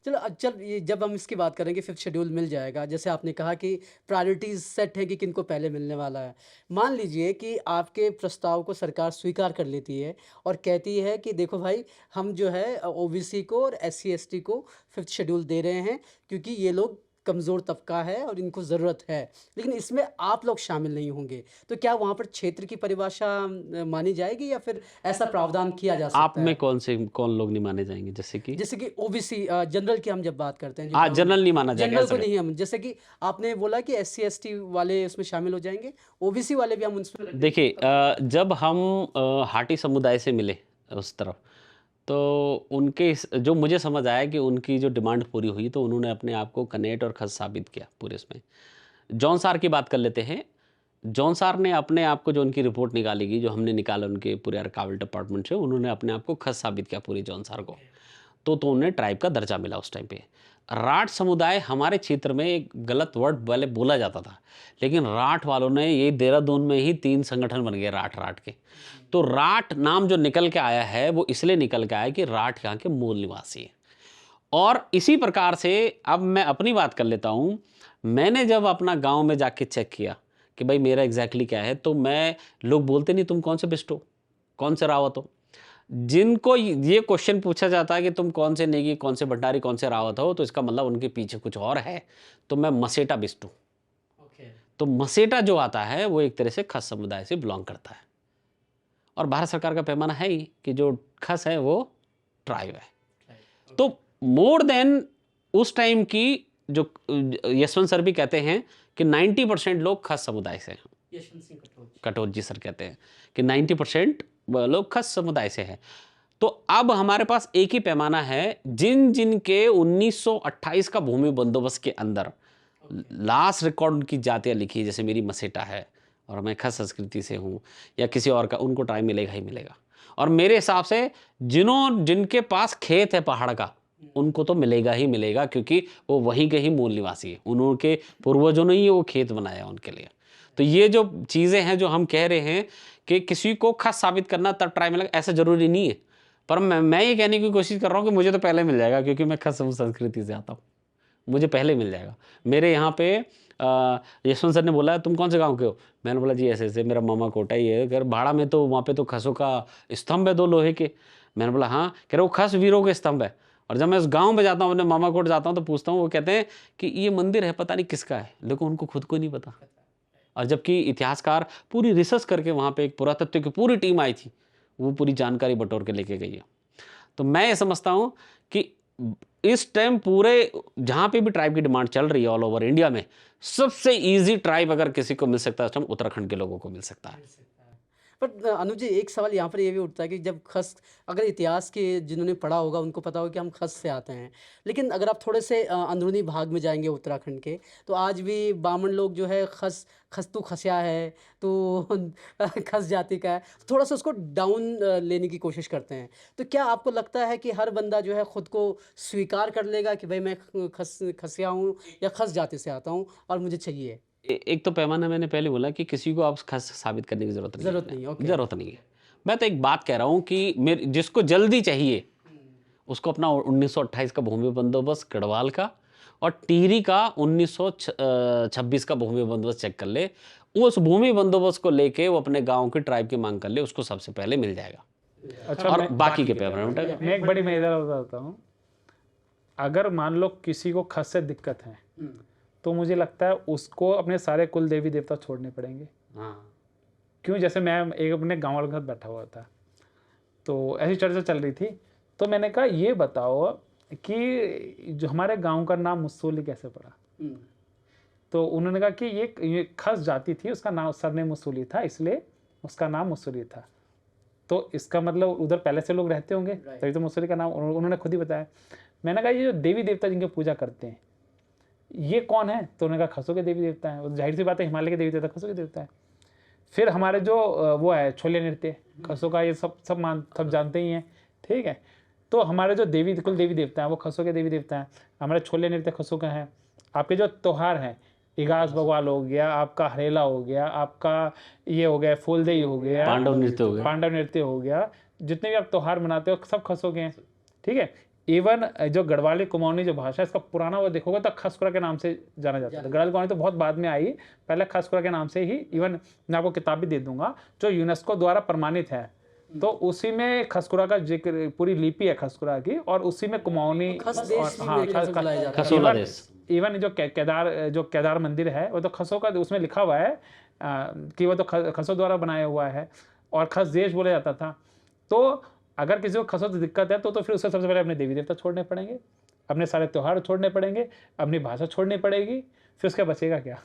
और जो पहाड़ जो खसों ने बनाए हैं, बड़ा समझो कि आप नींबू पानी में से आप पानी निकाल दोगे, आप कहते हो मुझे नींबू पानी से दिक्कत है, तो आप क्या बचेगा क्या, आके वो काला नमक और नींबू बचेगा उस, तो आप मतलब आप बिल्कुल खत्म हो गया ना चीज़ों को लेकर। रेसिपी आपने खत्म कर, हाँ वो तो रेसिपी खत्म कर दी। तो और दूसरी बात मैं एक उदाहरण देता हूँ कि हमारे कुछ बच्चों को दिमाग में डाला गया है कि आप मुगलों के डर के भाग के यहाँ आए। ये काफी जगह। अब ये बताओ कि ये ज़्यादा शर्मिंदगी बात है कि किसी बच्चे को ये बताया जाए कि तुम्हारे जो पूर्वज से मुगलों से डर के भाग के यहाँ आए हैं, या ये बताया जाए कि आपके पूर्वज वो है जिन्होंने मुगलों को पहाड़ों में घुसने नहीं दिया, ठीक। क्योंकि राजपूत तो दो ही तरीके के थे। राजपूत या तो वो युद्ध लड़ रहे थे उनसे, राजाओं से, मतलब मुगलों से युद्ध लड़ रहे थे और वहीं पे राजस्थान के जंगलों में घूमते थे जब मारना पड़ता, या फिर वो थे जिन्होंने अपनी बेटियां जो थी मुगलों को दे दी। दो ही थे, ठीक है। तीसरा का तो कहीं राजस्थान की किताबों में जिक्र नहीं है। तो ये हमें बताना है कि हमने अपने पूर्वजों को, अपने बच्चों को क्या बताना है, या क्या वो कि ये समान की बात है कि राजस्थान से भाग के आए थे, बंगाल से भाग के आए थे, बिहार से भाग के आए थे, या फिर ये समान की बात है कि जिन्होंने मुगलों को घुसने नहीं दिया। तो और अब मतलब जो चाहे यशवंत सिंह कटोच जी को देख लीजिए, या ये पद्मश्री वो शेखर पाठक जी को देख लीजिए, जिसको भी आप देख लीजिए, जो भी देखो जो भी आधिकारिक रिकॉर्ड हैं वो सब में यही है कि 90% लोग खस के हैं। हाँ, एक दो लोग ऐसे हैं जो मैं था ना, जो गुलाम राजा क्या गुलाम वजीर था, उसने एक किताब लिख दी। अब उसके मन में तो भाई जो गुलाम राजा का गुलाम वजीर होगा वो तो राजा के अनुसार चीज़ें करेगा ना, वो जनता के इतिहास में लिखेगा। वो तो जो राजा की सत्ता बनी रहे उसके अनुसार चीज़ें लिखेगा। तो उसकी किताब के अनुसार हम थोड़ा नहीं चलेंगे चीज़ें। भाई ऐसा तो बाबर के जो वजीर था उसने बहुत कुछ लिखा था, वो सच मान लेंगे क्या? तो जो राजा ही गुलाम है, मतलब वो जो राजा जिसने अपनी आधा राज्य सौंप दिया हो, अंग्रेजों के टुकड़े पलता हो, उसके मतलब जो राजा अंग्रेजों के टुकड़े पलता हो और उस राजा के टुकड़े पलने वाला के व्यक्ति ने किताब लिख दी, उसकी बातों पे हम लोग यकीन करके अपने पूर्वजों पे वो करेंगे तो मतलब फिर समझ में आएगा कि जो उसकी बातों पे विश्वास कर रहे हैं वो किस टाइप के लोग हैं। वो समझ में आ रही जाता ना, उनसे सवाल पूछना चाहिए। सवाल पूछना चाहिए। और जैसे आपने कहा कि अगर लोग जो हैं मुगलों से डर के भागे आए हैं या मुगल ही रहे होंगे, लेकिन अब वो हमारा हिस्सा बन चुके हैं और उसको स्वीकार्य होना चाहिए सबको। तो खैर जब 5th शेड्यूल की बात आती है, आप लोगों ने बहुत तर्क उसके गिनाए कि किस तरीके से ये फ़ायदेमंद हो सकता है और किस तरीके से मिल सकता है। अनुज जी, अब ये सवाल ये है कि 5th शेड्यूल जब मुझे लागू करवाना है, आप मांग उठा रहे हैं, जगह लगातार आप लोग मीटिंग्स कर रहे हैं, उत्तराखंड में भी आप एक्टिव होने वाले हैं, कैसे मिलेगा 5th शेड्यूल? इसकी प्रोसेस क्या है? मतलब कहाँ पर मैं जाऊँ कि यहाँ पर बोलूँ तब मुझे 5th शेड्यूल मिलेगा? उसका बड़ा स्ट्रेट फॉरवर्ड है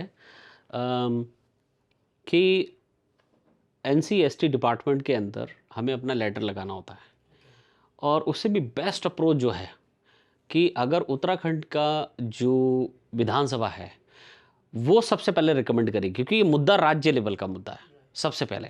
ऐसे नहीं कि कई लोग बोलते हैं ना कि ये तो सेंटर का मुद्दा, नहीं, ये राज्य के द्वारा ही रिकमेंडेशन होगा, राज्य से ही जाएगा, तब ये सेंटर में जाएगा, तब ये डिस्कशन होगा। लेकिन उसके बीच में एक प्रक्रिया है कि वो डिस्कशन तब करेंगे जब आपका एक complete letter with the portfolio of Garhwali and Kumaoni का वहाँ पे सबमिट हो। तो आपने पूरी जानकारी दे दी कि इस आधार पे हम इस मांग आधार रहे हैं। पर तो मैं ऐसा समझता हूँ कि इसके लिए प्रिपरेशन हम पिछले 1 साल से कर रहे हैं। देहरादून में हमने ट्रैवल कमेटी, गढ़वाली और कुमाऊनी ट्रैवल कमेटी का गठित करा है। वो रजिस्ट्रेशन प्रोसेस के लिए जा चुकी है। उनके जो प्रेसिडेंट हैं, एक के प्रेसिडेंट है रिटायर आईएएस ऑफिसर है, एक के प्रेसिडेंट है वो इस टाइम हिमाचल पुलिस के संस्थान के प्रेसिडेंट है। तो इसके अलावा जितनी भी रिसर्च हमारी है, ये नॉन रेगुलेटरी एरिया था, फलाना था, पोर्टफोलियो है, गढ़वाली खाते कैसे हैं, कुमाऊनी खाते कैसे हैं, उनके पहनावे, सारी रिसर्च करके ये लेटर हो सकता है कि 500 पेज का बने। और ये शिमला में रिव्यू होगा, सारे बुद्धिजीवी को वहाँ बुलाया जाएगा। हम लोग फैसिलिटेटर हैं, हम लोग एक तरह से बड़े जो सरकार से बात करने वाले लोग नहीं हैं, हम ग्राउंड में फैसिलिटेट करने वाले लोग हैं, हम मंच लगा के अपनी बात कहने वाले लोग हैं। लेकिन जो भारत सरकार से बात करेगा वो डायरेक्टली गढ़वाली और कुमाऊनी ट्रैवल कमेटी होगी, वो डायरेक्टली सरकार से बात करेगी। तो कागजी बेसिस पे 80% आंदोलन है और 20% ग्राउंड में इसलिए आंदोलन है कि नेताओं को समझाना है कि ये हमारी मांग है और जनता को समझाना है कि ये तुम्हारी मांग है। तो जब मैं ये बोलता हूँ कि आंदोलन कर रहे हैं तो फिर ये नेता के और सरकार के खिलाफ नहीं है, ये उस सोई हुई जनता के खिलाफ है जिसको पता ही नहीं एग्जैक्टली कि सरकार से एग्जैक्टली मांगना क्या है। तो ये जो बड़ा स्ट्रेट फॉरवर्ड है, उनका एक ट्रैवल डिपार्टमेंट होता है, राज्य से रिकमेंडेशन होके जाएगा, जिसका बिल ऑलरेडी विक्रम सिंह नेगी प्रताप नगर के हैं, उन्होंने वो बिल राज्यसभा में लगा दिया, विधानसभा में लगा दिया है।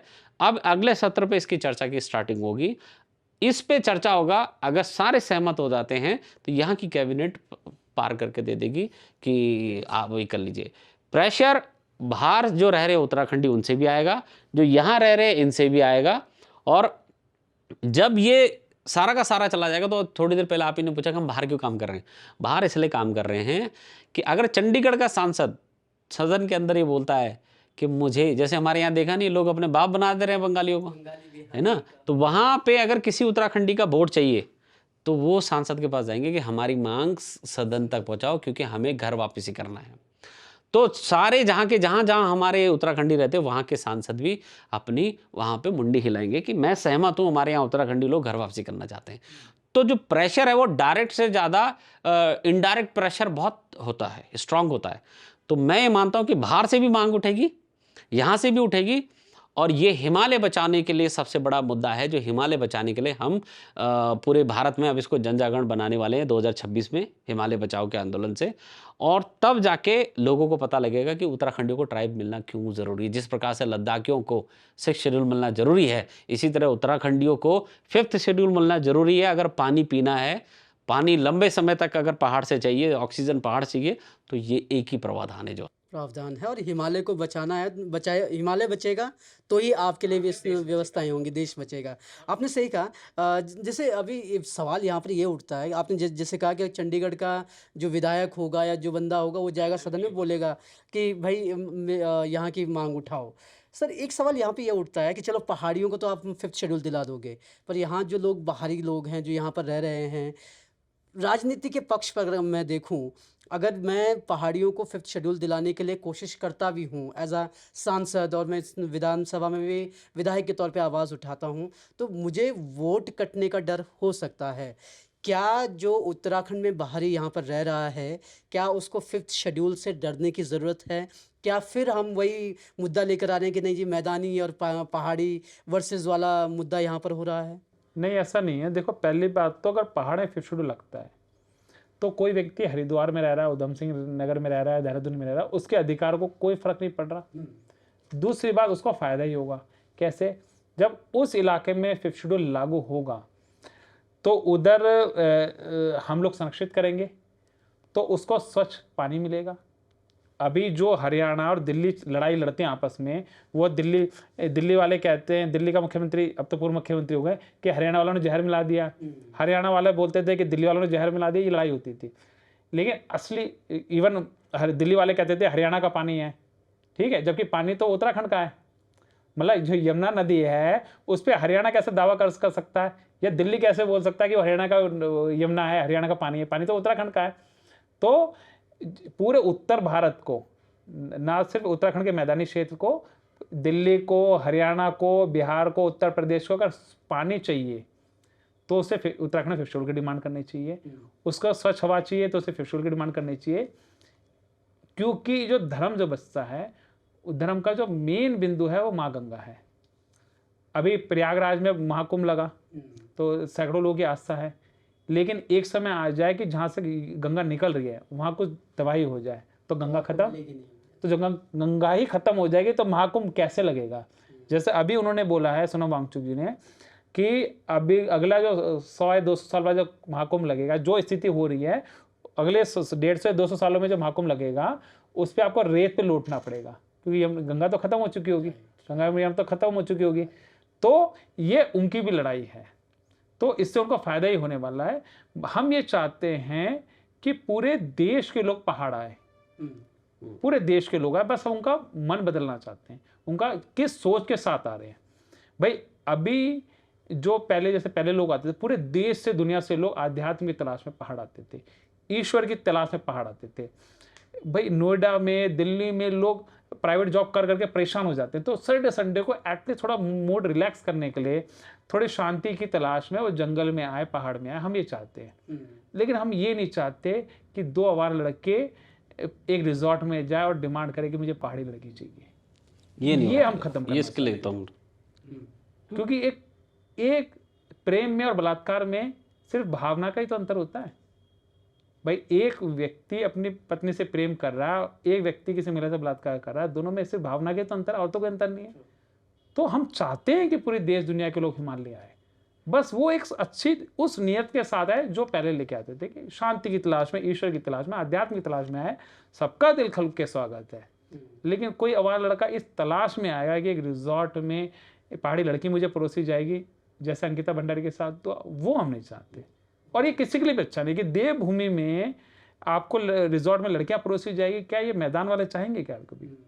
तो ये लड़ाई सिर्फ पहाड़ियों के लिए नहीं है, ये लड़ाई माँ गंगा को बचाने के लिए, हिमालय को बचाने के लिए, हिंदू संस्कृति को बचाने के लिए, सनातन संस्कृति को बचाने के लिए, पूरे हिंदुस्तान की जो आत्मा उसको बचाने के लिए है। क्योंकि मुझे नहीं लगता कि कोई हरिद्वार का बंदा, धर्म सिंह नगर का व्यक्ति चाहेगा कि पहाड़ में लोग गुलछड़े उड़ाने जाए। मुझे नहीं लगता कोई चाहेगा। वो चाहते होंगे कि भाई हमारा जो केदार मंदिर तो सबका ही है ना। लेकिन अभी जो स्थिति हो रही है, जैसे मैं कल मैं एक दिन सोच ही रहा था कि ऐसा भी सरकार योजना ला रही है कि मंदिर जो है 12 महीने खुलेंगे, ठीक है। तो मैं किसी से कह रहा था कि यार ये मंदिर है कि परचून की दुकान है कि जब मर्जी खोल लो। भाई हमारे मंदिर कब खुलेंगे ये हमारे देवी देवता डिसाइड करेंगे ना। भाई वो तो केदार बाबा ने डिसाइड करना ना कि वो कब दर्शन दें, कब नहीं देंगे। ये परचून की दुकान थोड़ी ना कि ग्राहक अगर भाई सर्दियों में आना चाहता तो सर्दियों में दुकान खोल दो, ग्राहक 12 बजे आना चाहता तो 12 बजे दुकान खोल दो। अरे वो हमारे मंदिर हैं, वो परचून की दुकान थोड़ी ना है कि तुम जब मर्जी खोल दोगे। तो यह सोच बदलनी पड़ेगी। आपका ये तर्क सही हो सकता है, लेकिन एक तर्क सरकार की तरफ से भी आता है। जब अभी भू कानून सरकार ने लाया तो उन्होंने कहा कि हम उद्योग धंधों को भी पीछे नहीं छोड़ना चाह रहे हैं। तो जब हम 5th शेड्यूल की बात करते हैं, अगर वो पहाड़ में लागू हो जाता है और जो हम कह रहे हैं कि भैया आप 12 मासी कर तो लोगे, लेकिन जो यहाँ की संरक्षणवादी सोच है उसको कहीं ना कहीं धक्का लगेगा। तो कहीं ऐसा नहीं लगता कि अगर 5th शेड्यूल आ गया, अगर हमने बहुत रेस्ट्रिक्ट कर दिया तो हम औद्योगिक धंधों से पीछे छूट रहे होंगे? क्योंकि हमेशा वो तर्क दिया जाता है। अच्छा, मैं इसका एक फाइनेंस वाला एक उदाहरण देता हूँ। हमें भी ऐसे लगता था। एक बार एक क्वेश्चन किसी ने पूछ लिया कि जब पहाड़ में रोजगार नहीं जाएगा, कंपनियां नहीं खुलेंगी या कुछ कंस्ट्रक्शन का काम नहीं होगा, बड़े बड़े उद्योग नहीं होंगे, तब तक कैसे होगा? तो हमने ये कहा कि ज़रा एक बार स्टडी करते हैं उत्तराखंड के बारे में। तो उत्तराखंड में जो प्रति व्यक्ति आय किसी की सबसे ज़्यादा है वो हरिद्वार की है। हरिद्वार के बाद अगर देखी जाए तो वो चमोली गढ़वाल की है, और उसमें चक्राता दूसरे नंबर पर आता है चक्राता। तो चक्राता और उधर चमोली गढ़वाल का ट्राइबल इलाका वो नंबर 1 पे है। हमें लगा कि शायद हम श्योर नहीं है, तो हमने फिर हिमाचल की स्टडी करी। हिमाचल में 2019 के हिसाब से प्रति व्यक्ति आय सबसे ज़्यादा लाहौल और स्पीति की, सोलन, हाँ जहाँ 5th शेड्यूल है, सोलन को छोड़ के।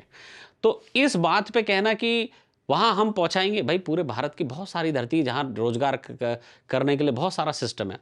इस टाइम इतना हाईटेक हो चुका है कि हर व्यक्ति घर बैठे जॉब कर सकता है।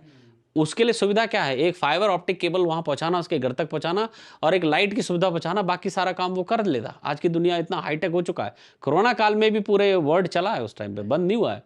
तो मैं इस पे बिल्कुल एग्री नहीं हूँ कि कोई कहेगा कि तुम्हारे पहाड़ पे मैं बम लगा के उड़ा के सुरंग बनाऊंगा और फिर पर्यटन के रास्ते खोलूंगा। मैं बिल्कुल इसके उसमें नहीं हूँ। और हम तो ये कहते हैं कि पहाड़ जो हमारे पिता समान है और नदी हमारी माता समान है। तो अगर हम इनकी रक्षा नहीं कर पाए तो ये गलत है। और एक बात और लास्ट में कह देता हूं कि इस आंदोलन में उत्तराखंड का नहीं है। यह आंदोलन ये तो इसलिए उत्तराखंड का अभी है क्योंकि जिन्होंने उत्तराखंड के इस पहाड़ का, इस हिमालय की, इस नदियों की रक्षा कर रही है, उनको वापस लाने का आंदोलन है हम जो चला रहे हैं। लेकिन पूरे ऑल ओवर इंडिया, पूरा वर्ल्ड इसको ये समझे कि ये हिमालय बचाने का आंदोलन है। और इस हिमालय बचाने में ऋषिकेश का भी इतना दायित्व होना चाहिए। ये जो पहाड़ प्लेन की बात करते हैं, मैं ये मानता हूं कि इस पूरे भारतवर्ष की जिम्मेदारी इस पहाड़ को बचाने की है। तो ये पहाड़ पूरा है। केदारनाथ में हम ही थोड़ी जाते हैं, बद्रीनाथ में हम ही थोड़ी जाते हैं। जो वेद पढ़े गए थे वो सिर्फ हम ही नहीं थोड़ी पढ़े हैं, सारा भारत पढ़ा, पूरा विश्व पढ़ रहा है वेदों को। जो नदियाँ निकल रही है उसका पानी हम ही थोड़ी पी रहे हैं, जो वहाँ से ऑक्सीजन निकल रही है उसको ऑक्सीजन हम ही थोड़ी ले रहे हैं। तो कुल मिला के पूरे भारत को समझना पड़ेगा कि ये जो 5th शेड्यूल है ये उत्तराखंड के पहाड़ों पर लगना जरूरी है। बिल्कुल वैसे ही जैसे लाहौल स्पीति में लगा है, जैसे राजस्थान में लगा है, जैसे गुजरात में लगा है। अब आप बताइए गुजरात में भी लगा है क्योंकि वहाँ चाहिए। तो मैं ऐसा मानता हूँ कि ऐसा ना कोई सोचे कि पहाड़ खोदने से बड़े बड़े होटल ये काफ़ी कुछ बनाने से उसकी प्रगति होती है। नहीं, हम उत्तराखंडी एक सोलार में 3 साल रह सकते हैं, लेकिन इस चाइना से और इस बगल नेपाल से रक्षा करने का दायित्व हम सबसे अच्छी तरह से जानते हैं। हमने लड़ना ही तो सीखा, और क्या सीखा? फौज में सबसे ज़्यादा कौन भरा है? उत्तराखंडी। तो मैं मानता हूँ जो कौम शुरू से ही लड़ रही है, आज भी फौज में सबसे ज़्यादा है, और 2.5 से 3 लाख आज भी रिटायर्ड लोग उत्तराखंड में बैठे हुए हैं।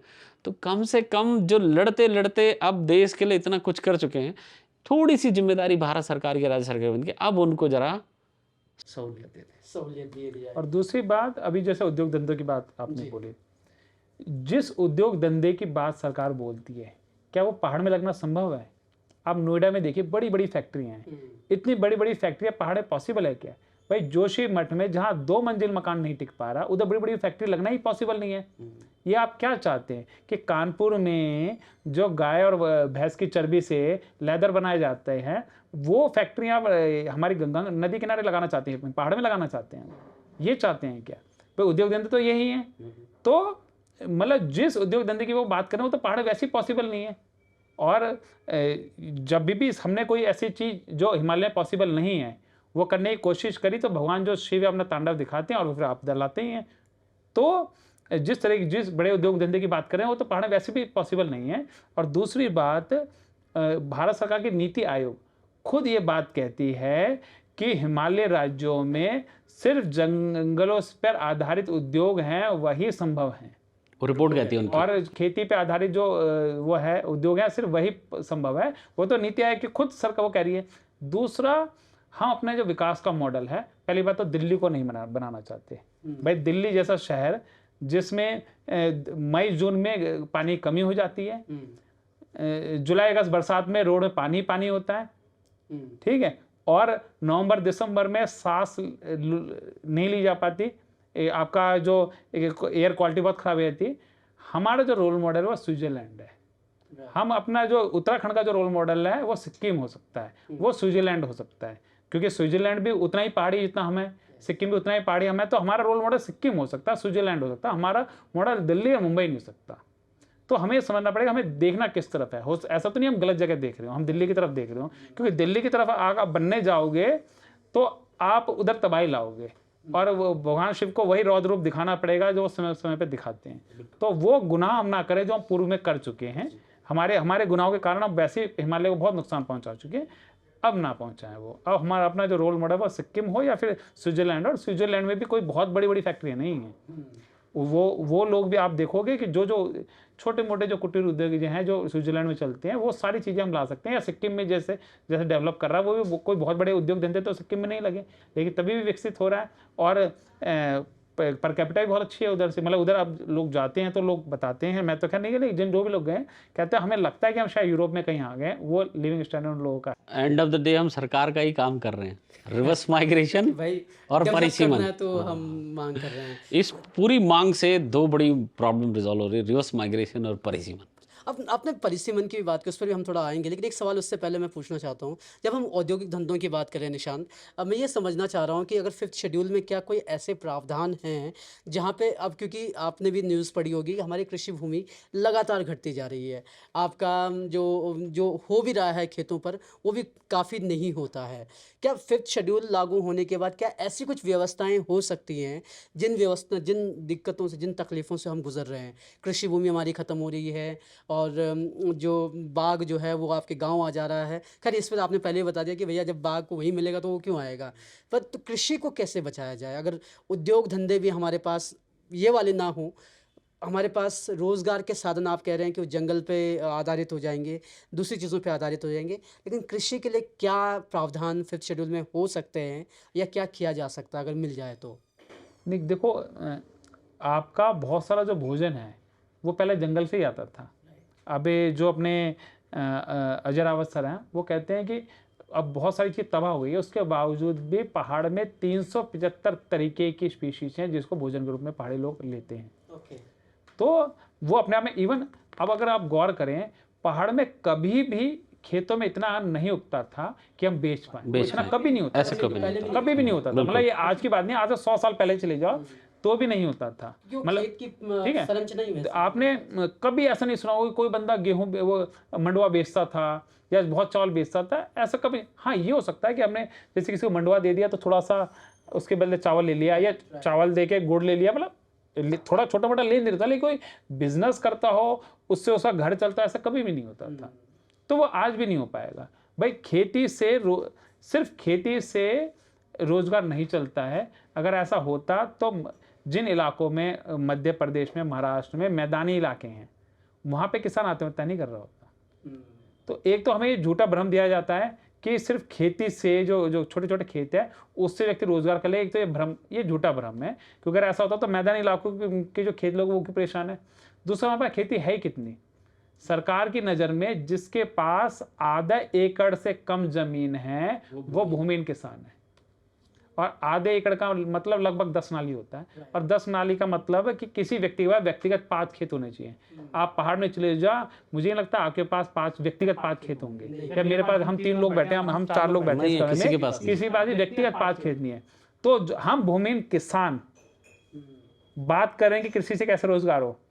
जितनी जमीन हमारे पास पहाड़ियों के 90% पहाड़ी के पास जितनी खेती की जमीन है ना, पहाड़ी, वो भी पहाड़ी खेती, पहाड़ी खेत जितने हैं, उससे ज़्यादा तो सरकार दान में देती है भूमिहीन किसानों को, उससे ज़्यादा दान में मिलती है।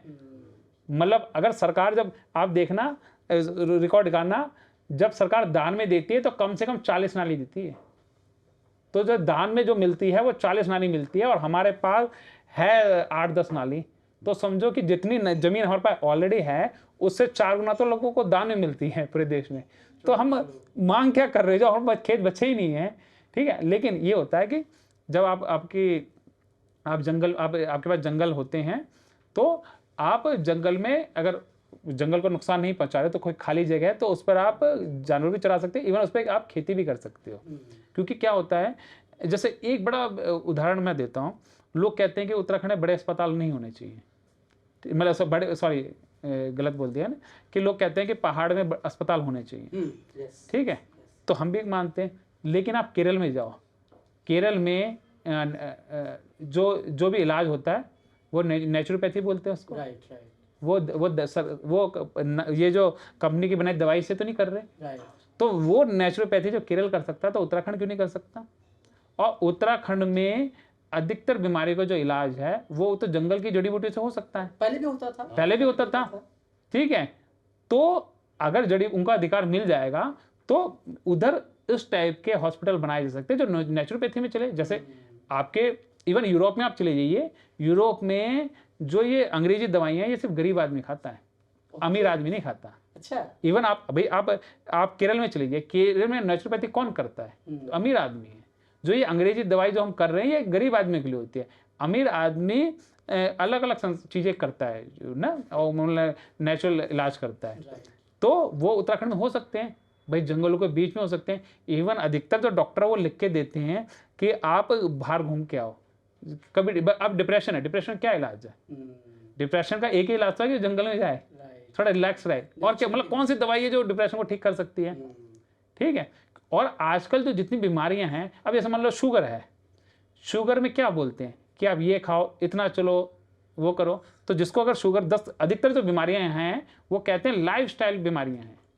तो लाइफस्टाइल बीमारी कैसे ठीक होगी? जब आप जंगल के पास रहोगे, जब आप नेचुरल खाना खाओगे। तो आपकी बीमारियां या तो गलत मतलब केमिकल की चीजें खाने से हो रही है या गलत लाइफस्टाइल से हो रही है। जब जंगल आपको मिल जाएगा तो आपका लाइफस्टाइल भी ठीक है और आपकी जो उल्टी सीधी जो चीज़ें केमिकल की वो भी नहीं खानी पड़ेगी। तो वैसे ही आपको जो स्वास्थ्य है वो अच्छा हो जाएगा। इवन पूरी दुनिया से लोग आएंगे अपना इलाज कर। उस टाइप के आप जंगल के नज़दीक वो खोलिए ना, इस टाइप के जैसे आपका केरल करता है। इवन बड़ी मजेदार बात है, एक फाउंडेशन है, एनजीओ है, उसने कोई पहाड़ के जंगल कब्जा कर लिया है। ठीक है, वैसे वो कहते हैं कि हम उसका संरक्षण देने में पता नहीं क्या कर रहे होंगे। तो वो लोग बाहर से लोगों को बुलाते हैं और तितली देखने के 20,000 रुपये लेते हैं। अब सोचो, पहाड़ी आदमी पूरे महीने किसी होटल में बर्तन मांग रहा है तो उसे 8,000 रुपये मिल रहे हैं, और वो बाहर के आदमी लोग आके हमारे जंगल में कब्जा करके तितली दिखाने के लोगों से 20,000 रुपये ले रहे हैं। तो बहुत रोजगार है इतना। हाँ, एक हमारे एक साथी ने कहा कि जब हमने यात्राएं करी 7 जिलों की, तो एक लाइन कि भाई उत्तराखंडी पता कौन है? सोने की खान पे बैठा हुआ एक भिखारी। तो हमें ये परिभाषा समझना पड़ेगा कि जैसे ये पहाड़ खुला कि जमीन ले लो तो सब आके ले लेंगे। तो मैं ये मानता हूँ कि रोजगार की चिंता हमें करने की जरूरत नहीं है। इंदिरा गांधी जी एक बार जब उत्तराखंड में आई थी तो उनकी जनसभा में भीड़ नहीं पहुंची, तो उन्होंने पूछा ये भीड़ क्यों नहीं आई? कह रहे यहाँ के लोग बहुत स्वाभिमानी लोग हैं, इनको कुछ नहीं चाहिए।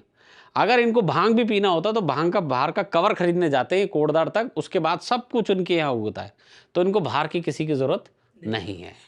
और हमारी इकोनॉमी पहले ऐसी ही थी, बाहर की जो चीजें हम लेते हम जरूरत नहीं। और सबसे जो मुझे लगता है हमें ट्राइब स्टेटस जो नहीं मिला उसका सरकार दोषी कम है, हम ज़्यादा दोषी हैं। इवन आपको अभी भी आप बड़े बुजुर्ग से पूछिए कि इंदिरा गांधी के दौर पे हमको ट्राइब स्टेटस मिल रहा था, वो तो मीटिंग करने आई थी। तो एक कहानी तो ये चर्चा चलती है कि जब वो आई मीटिंग में या जो अधिकारी लोग आए तो बहुत सारे लोग, जैसे हमारे में होता ही है कि भाई हमारे यहाँ चोरी वोरी तो होती नहीं है। भाई शहरों में तो आप एक मंगलसूत्र पहनोगे तो रात आते घर आते चोरी कर लेगा। पहाड़ में तो चोरी होती नहीं। तो महिलाएं थी सज धज के, भाई इंदिरा गांधी आई है देखने के चलेंगे। तो अब जो नेता है उसने देखा कि जब इनके पास जो पहन के आई हैं वो इतना है तो घर में कितना होगा। अब उसको थोड़े पता यार हम भोले लोग हैं, यहाँ चोरी वोरी नहीं होती, तो सब लाद लूद के लाए हैं। तो वो ट्राइब नहीं मिला हमको। इवन हमारे भी जो कुछ लोग थे जो उनको लगा कि अगर हम ट्राइब घोषित हो जाएंगे तो हमारी जो उत्तर प्रदेश की राजनीति है वो खत्म हो जाएगी। तो उन्होंने बाकायदा बयान दिया कि उत्तर प्रदेश में ट्राइब नहीं है। वो तो क्या हुआ, जो उस समय के केंद्र में जो मंत्री थे, मैं नाम बोल रहा हूँ, उन्होंने कहा ऐसा कैसे हो सकता है कि पूरे भारत में ट्राइब है और उत्तर प्रदेश इतना बड़ा राज्य है वहाँ पे कोई ट्राइब नहीं है। तब जाके 1967 में थारो इनको मिला और थोड़ा बहुत उधर के मैदान के यूपी के लोगों को मिला।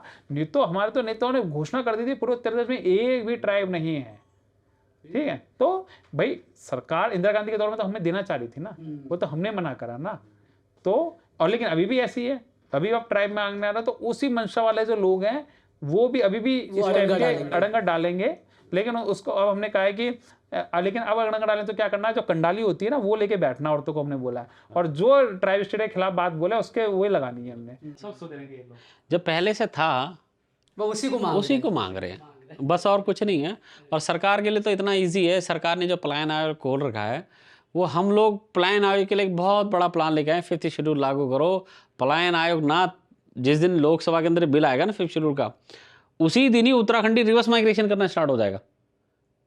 क्योंकि एसटी का सर्टिफिकेट किसको नहीं चाहिए? कौन अपने बच्चों को IAS IPS नहीं बनाना चाहता? तो वैसे रिजॉल्व हो जा रही है। नहीं तो मैं ऐसा मानता हूँ कि लाहौल स्पीति वाले दिल्ली में नहीं मिलते, जौन सारी लोग अपना दिल्ली में होते, थोड़े बहुत होते, नहीं तो है ही नहीं। वरना वो अपना कर ही रहे हैं। मैं तो दिल्ली में जब 40 मीटिंग करी तो मैंने बोला इनमें से हाथ खड़ा करिए कि नीतीमाणा से कौन है, जौनसार से कौन है, रांची से कौन है, कोई नहीं। तो मैं ऐसा मानता हूं कि रिवर्स माइग्रेशन और परिसीमन को खत्म करने वाला यही मुद्दा है। तो परिसीमन की जो प्रॉब्लम है वो ट्राइबल इलाकों में, क्षेत्र पे ट्राइबल इलाकों में परिसीमन नहीं होता। आप अरुणाचल प्रदेश चले जाइए, 60 सीटें हैं, 60 में से 59 रिजर्व्ड हैं। कल अगर इसकी पहाड़ की जनसंख्या, पहाड़ भारत के लोग बस भी जाते हैं तो भी ये सीट रिजर्व रहेगी, क्योंकि ट्राइबल 5th शेड्यूल के अंदर ट्राइब है, सिर्फ ट्राइब नहीं, 5th शेड्यूल के अंदर ट्राइब है, और उस ट्राइब के अंदर ट्राइब को ही चुनाव लड़ने का अधिकार है। तो एंड ऑफ द डे पहाड़ी लोग ही डोमिनेट करेंगे। एक परिसीमन को लेकर के जो डर जो दिखाया जा रहा है, कह रहे हैं कि 2026 से प्रक्रिया शुरू होगी, क्योंकि वैसे नियम बनाए गए थे। अब जनसंख्या के आधार पे होगा तो ऑब्वियस सी बात है कि आपकी पहाड़ की सीटें कम होने वाली है, और हम देख भी चुके हैं कि हमारी सीटें कम हुई थी। अब 5th शेड्यूल लागू करने में मुझे लग रहा है कि थोड़ा टाइम अभी लगेगा।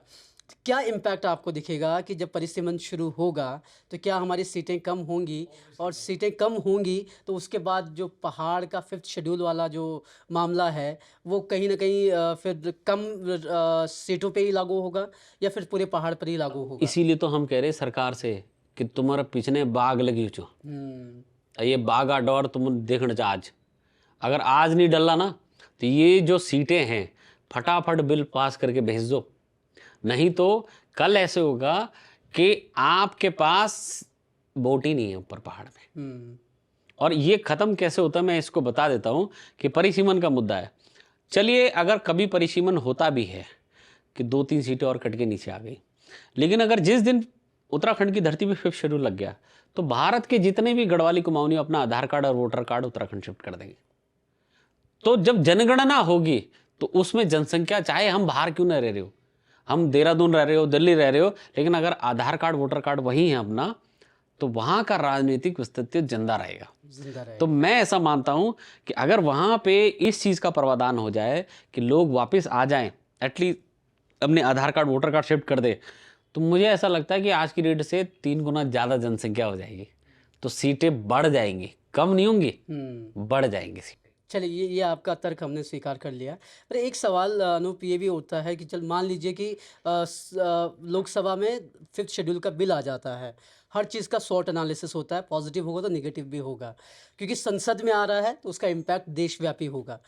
क्या संभावनाएं या क्या आशंकाएं आप लोगों के जहन में दिखती हैं कि अगर 5th शेड्यूल उत्तराखंड के लिए एक बिल लाया जाता है, क्या दूसरे देश के दूसरे भाग जो है वही मांग करने शुरू नहीं कर देंगे, या फिर कुछ उसी लाइन पे मुद्दे उठाने शुरू नहीं करेंगे? नहीं, बिल्कुल आपने सही कहा।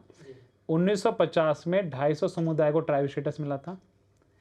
इस समय लगभग 780 समुदाय को ट्राइब स्टेटस मिल चुका है, और 250 समुदाय ऐसे हैं जिनकी राज्य सरकार ने अपने अपने स्टेट में इस लिस्ट को पास करके केंद्र सरकार को भेजा है। इसमें उड़ीसा सबसे आगे है, ठीक है, उसमें गुजरात के भी कुछ समुदाय हैं। तो ऑलरेडी कुछ सालों में 1000 समुदाय को ट्राइब स्टेटस मिलने ही वाला है, तो 2 को और मिल जाएगा तो उससे बहुत ज़्यादा फर्क पड़ने वाला नहीं है। तो दूसरी बात, ये 5th शेड्यूल पास करना इतना आसान है कि इस सरकार ने यूसीसी पास करा जो पूरे देश में कहीं लागू नहीं है। तो जो सरकार वो कानून ला सकती है जो पूरे देश में कहीं लागू नहीं है, तो क्या वो सरकार वो कानून पास नहीं कर सकती जो 10 राज्यों में ऑलरेडी है? क्योंकि ये जो कानून है ये यूसीसी से भी ज़्यादा आसान कानून है, क्योंकि यूसीसी तो पहली बार देश में लागू हो रहा था ना, और जो प्रोसेस उन्होंने करा, विधानसभा पारित करके केंद्र को भेजा, सेम प्रोसेस जो यूसीसी वाला था वो ट्राइब में होना है। तो यूसीसी जो पूरे देश में पहली बार कोई चीज़ बन रही थी वो आपने बना दी, तो जो चीज़ ऑलरेडी 10 राज्यों में तो वो तो बनना और आसान है। और मुझे लगता है कि जो हमारे भारत के प्रधानमंत्री और गृह मंत्री वो खुद ही ऑलरेडी गुजरात से हैं, और जब उनको बहुत मोहब्बत भी है उत्तराखंड से, तो देखेंगे जब उनके संपन्न गुजरात में भी 5th शेड्यूल लागू है कुछ क्षेत्रों में, तो हमारे जो बेचारे गरीब उत्तराखंड है, देवताओं की भूमि है, उसको ही 5th शेड्यूल दे दो। मतलब आप वो कह रहे हैं ना, कुछ आ रहे हो तो कुछ लेते आओ, खाली हम घाम तापने तो के लिए थोड़ी बैठे हैं, कुछ भाई कुछ तो लेके आओगे ना भाई। हम भी गांव जाते हैं तो मतलब 2 बच्चों के लिए कुछ नहीं होगी तो 2 टॉफी तो लेके आओगे ना। तो अब जब आप आ ही रहे हो तो कुछ लेके आओ, खाली ये थोड़ी ना कि भाई पहाड़ी लोग घाम तापो। Very true, well said. लेकिन अनूप, हम आखिरी इंटरव्यू के आखिरी पड़ाव में हैं और एक सवाल यहाँ पे उठाना ज़रूर बनता है कि क्या इसमें पॉलिटिकली मोटिवेटेड ये ज़्यादा आपको नहीं लगता कि सरकारें तब ही इसको करेंगी जब उनको इसमें फ़ायदा दिखेगा? तो आप बोल रहे हैं कि भाई, आपका पिछले बाग लगी हुई है, जल्दी फैसला लिया हुआ। सरकार क्यों फैसला लेगी? वो खुद मैदान में रहना चाहती है, वो उसका तो भला है। अगर मैदान की सीटें बढ़ जाएंगी तो उसके लिए तो बहुत आसान हो जाएगा। जो भी सरकार सेंटर में है या सेंटर की है या राष्ट्रीय है या राज्य लेवल की बनना चाहते हैं, सिंपल सा असूल है, हम उत्तराखंडी उनको वोट तभी देंगे जब 5th शेड्यूल के लिए वो सहमति है। जो 5th शेड्यूल के लिए बिल्कुल भी सहमति नहीं है, उसको गेट छोड़िए, मेन गेट भी छोड़िए, मोहल्ले के बाहर भी बोर्ड लग जाएगा, एंट्री नहीं है। ये पूरा देश जो चल रहा है, ये लोकतंत्र देश है, वोट देने का अधिकार है। तो हम ये कह रहे हैं, अपने समाज को ये कह रहे हैं कि भैया देखो, अब हो गया, अब आपको घर वापसी करनी पड़ेगी, अब आपको पहाड़ की रक्षा करनी पड़ेगी, हिमालय की रक्षा करनी पड़ेगी, तो आपको पहाड़ में प्रावधान चाहिए। तो अब जिस पार्टी को हम तो ओपनली कहते हैं, जो पार्टी हमारे मुद्दे को अपने मैनिफेस्टो में डाल के आगे जा रही है, अपने भाषणों में हमारे मुद्दे को ला रही है, हमारा समर्थन उसको है। जो पार्टी नहीं कर रही है, सिर्फ हमारे लोग इतना ही पूछे कि आप 5th शेड्यूल का मुद्दा उठा रहे हो कि नहीं। अगर वो ना बोले तो अपने घर में चाय भी मत पिलाना। सर अनूप, लेकिन यही जो बात आपने कही, उत्तराखंड एकता मंच कह रहा है कि भैया हमारा 5th शेड्यूल आएगा तो हम उसी पार्टी को वोट देंगे। मूल निवास भू कानून वाले कह रहे हैं कि अगर आप मजबूत भू कानून लेकर आएंगे और मूल निवास लेकर आएंगे तो हम आपको वोट देंगे। अभी जो आंदोलन, जो लोगों के बीच जो चीज़ चल रही है, लोगों के जहन में मूल निवास और भू कानून अच्छे से जम चुका है, लोगों को रट चुका है वो कि मूल निवास भू कानून आएगा।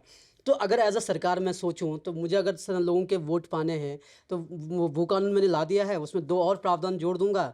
मान लीजिए कि नगर निकाय को मैंने भू कानून की परिधि में ला दिया, लोग खुश हो जाएंगे, मुझे वोट दे देंगे। 5th शेड्यूल को आप गांव-गांव तक पहुंचाने के लिए, जन-जन तक पहुंचाने के लिए क्या करेंगे? कैसे लोगों को समझाएंगे कि यार मूल निवास भू कानून नहीं, ये मुद्दा ज़्यादा इंपॉर्टेंट है? उस बात है, 128 मीटिंग करी है, एक प्रेजेंटेशन ले जाते हैं, लैपटॉप में पीपीटी सारे भारत सरकार के डॉक्यूमेंट दिखाते हैं। मैं अभी जब टिहरी में मीटिंग कर रहा था तो जब यूथों ने देखा तो उन्होंने माथा पकड़ लिया, अरे अभी तक ये मूल निवास भू कानून का मुद्दा लेकर हम खामोखाम घूम रहे थे। प्रॉब्लम ये नहीं, हमने कोई उत्तराखंड में कोई आंदोलन नहीं किया, लेकिन उत्तराखंड का एकदम तेज मुद्दा बनाए। अब 21 सितंबर को हल्द्वानी में पहली बार एक सामाजिक बड़ा मंच लगने जा रहा है। ओके। देहरादून में भी लगेगा, दिल्ली का रामला मैदान भी भरा जाएगा। ये जो लड़ाई हमने उठाई है, ये लड़ाई हमारे समाज की लड़ाई है। तो मैं ये मानता हूं कि सरकार के तभी पता लगता है सरकार को कि आज मैं बोलूं और कल से कुछ हो जाए, ऐसा नहीं होता। राइट। इस मांग को पहुंचाने के लिए अगर हमें गली गली भी जाना पड़े, गांव के लास्ट गांव भी जाना पड़े, हम जाएंगे, सबको बताएंगे। 1 साल क्या 3 साल लगे तब भी हम बताएंगे। भू कानून ले आए सरकार, लेकिन उनको समझ और लाभदायक 5th शेड्यूल ही लगेगा। तो जब सब कुछ दे रहा है 5th शेड्यूल, आपको रोजगार दे रहा है, आपको संस्कृति संरक्षण दे रहा है, आपको ST एक्ट दे रहा है, आपको रिवर्स माइग्रेशन दे रहा है, आपको परिसीमन दे रहा है, आपको जंगल और नदी पर अधिकार दे रहा है, सब कुछ इसी से ही मिल रहा है और ये सारे पहाड़ी राज्यों को मिला हुआ है। अगर मैं आप ही से पूछ लूं या किसी नॉन उत्तराखंडी से पूछूं कि बताओ अगर आपको ज़मीन खरीदनी तो कहाँ है, तो 10 मिनट में कैलकुलेशन निकालेगा कि मैं कश्मीर में नहीं खरीद पाऊंगा, वहाँ कानून है, मैं लद्दाख में नहीं खरीद पाऊंगा, हिमाचल में नहीं खरीद पाऊंगा, मैं नॉर्थ ईस्ट में नहीं कर पाऊंगा। एक ही राज्य है जहाँ मैं ज़मीन खरीद सकता हूँ। तो ये सरकार को सोचना पड़ेगा, तो क्या ये हिमालय की डोमोग्राफी जो चेंज इस पहाड़ से होगी, इसकी सुरक्षा नहीं करनी? सबकी तो सुरक्षा कर ली। तो ये जो गांव के लोग हैं उनको बहुत जल्दी समझ आ जाता है। और हम उत्तराखंडी लोग, हमें बड़ा अफसर बनने का इतना शौक नहीं है, हमें तो बड़ा प्रेम आता है अपने गांव में जाके, अपने गांव के बीच में रहना, गांव वालों के लोगों से ना, जो पुराना कल्चर मुझे याद आता है। हम नहीं बात करते थे कि हमारा बड़ा बंगला हो, बड़ी गाड़ी हो, नहीं करते थे, कभी नहीं करी हमने बात ये। और हम जितना भी मानते थे अपने देवी देवताओं में, अपने पहाड़ में, अपने गदेरों में, अपने छाँव में, इन्हीं में ही समाहित रहते थे, इन्हीं से ही हम अपना प्रगति का रास्ता देख लेते थे। तो गांव वालों को ये बहुत अच्छी तरह से समझ आएगा, जिस प्रकार से बाहर सबको समझ आया।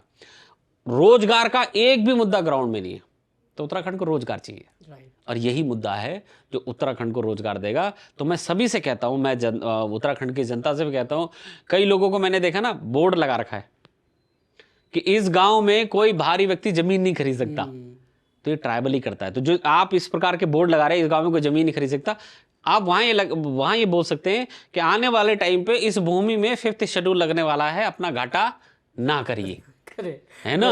कल को पता लगे 5th शेड्यूल यहाँ लग गया और फिर आपका मकान बिक ही नहीं रहा है और फिर हमें मजबूरन सरकार के अंडर चला गया। तो लोगों को अपील के माध्यम से भारत सरकार से, भारत की जनता से अपील करना चाहिए कि 5th शेड्यूल लागू कराए जाए, ये हम मानते हैं। क्लोजिंग क्वेश्चंस अनूप, पहले आपसे ही रखूंगा।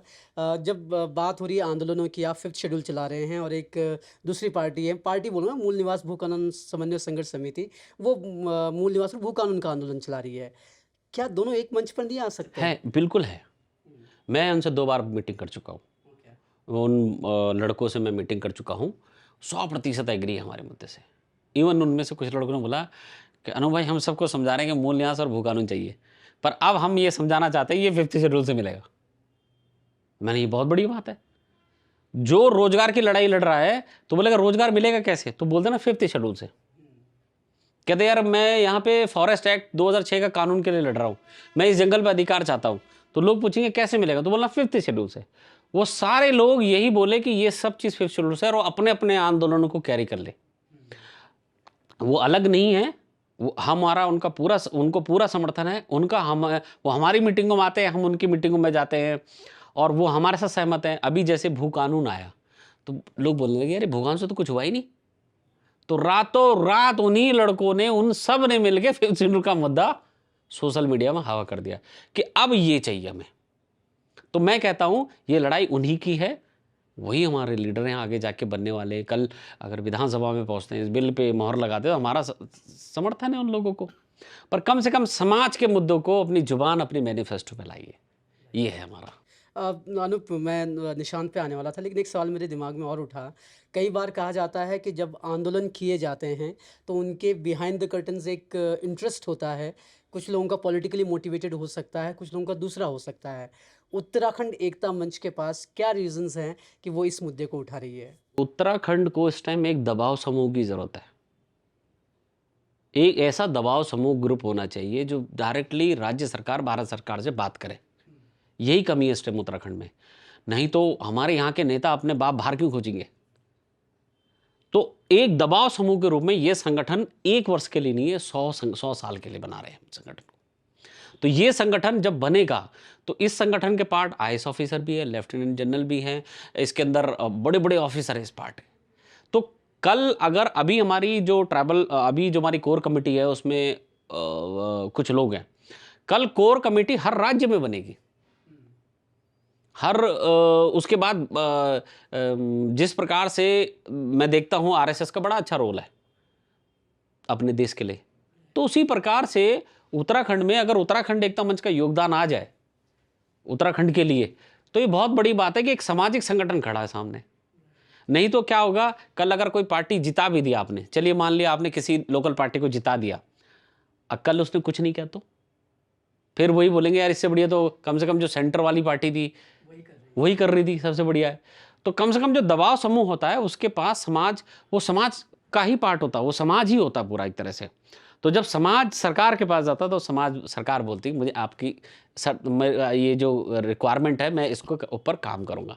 तो एक बड़ा संगठन बनाने के हम लगे हैं और 10 साल का ब्लूप्रिंट हम पे तैयार है। तो 10 साल में हो सकता है कि 1 लाख कार्यकर्ता हमारे बन जाए, ये ऑब्जेक्टिव है। बहुत अच्छा ऑब्जेक्टिव है। निशांत, आप पे आना चाहूँगा और आखिरी सवाल आपसे रखना चाहूँगा। 5th शेड्यूल की मांग आप लोगों ने उठा ली है, लगातार प्रयास हो रहे हैं, लेकिन क्या प्रेडिक्शन है, कब तक आपको लगता है कि आप इस बात को सरकार तक पहुंचा पाएंगे और सरकार उस पर कुछ एक्शन लेती दिख रही होगी? उसमें कितना टाइम लगने वाला है? 5 साल से पहले आपको 5th शेड्यूल मिल जाएगा। ओके। और मतलब 5 साल मैक्सिमम बताना, हो सकता है आपको जल्दी मिल जाए। और जैसे अभी आपका एक सवाल था कि भाई क्या सभी लोग साथ में नहीं आ सकते, तो जैसे हमारा एक विचारधारा है एग्जैक्ट, इवन जो अपने कार्यकर्ता फॉर्म है उसमें भी एक बात संकल्प दिलवा रहे हैं सबसे कि जो इस बात को मानता है कि ये नदी, जंगल, पहाड़ हमारे कुल देवी देवताओं ने इसकी जिम्मेदारी हमारे पूर्वजों को दी और हमारे पुरखों ने उसकी संरक्षण की जिम्मेदारी हमें दी। जो इस बात को मानता है वो हमारे साथ में है। लेकिन कोई अपना बाप बंगाल, बिहार, नागालैंड में ढूंढ रहा है, वो हमारा साथी नहीं है, चाहे वो आंदोलनकारी हो, चाहे वो नेता हो। तो क्लियर हमारी ये लाइन है कि जो इस पवित्र भूमि को अपनी माँ मानता है, इस हिमालय को, इस नदी को, इन जंगलों को अपना पिता मानता है, वो हमारे साथ है। और जो नहीं मानता, जो बंगाल, बिहार में अपने बाप ढूंढता है, वो हमारा दुश्मन है, चाहे वो आंदोलनकारी हो, चाहे वो नेता हो। क्लियर है सीधी बात कि एग्जैक्टली उत्तराखंड किसका है, हिमालय किसका है, क्लियर है, इसमें कोई दुविधा नहीं। So thank you very much आप दोनों का। आप लोगों ने ढेर सारी बातें की। 5th शेड्यूल को हमने इस पॉडकास्ट के ज़रिए समझाने की कोशिश की। वो लोग जो इस मुद्दे को उठा रहे हैं, क्यों उठा रहे हैं, क्या फ़ायदा होगा, कैसे आपको उसका लाभ मिलेगा, वो सारी चीज़ें आपने दोनों मेहमानों से समझ ली। अब इसको समझने के बाद आपको तय करना है कि आप किस मुद्दे पर कितनी ज़ोर से आवाज़ उठा सकते हैं, क्योंकि जिस मुद्दे पर आप आवाज़ उठाएंगे वही आपको मिलने वाला है। तो बहुत बहुत शुक्रिया Nishant, thank you very much Anoop. इसी के साथ इस पॉडकास्ट में, इस इंटरव्यू में बस इतना ही। अगली बार फिर एक नई शख्सियत होगी, नए सवाल होंगे और नए जवाब होंगे। शुक्रिया।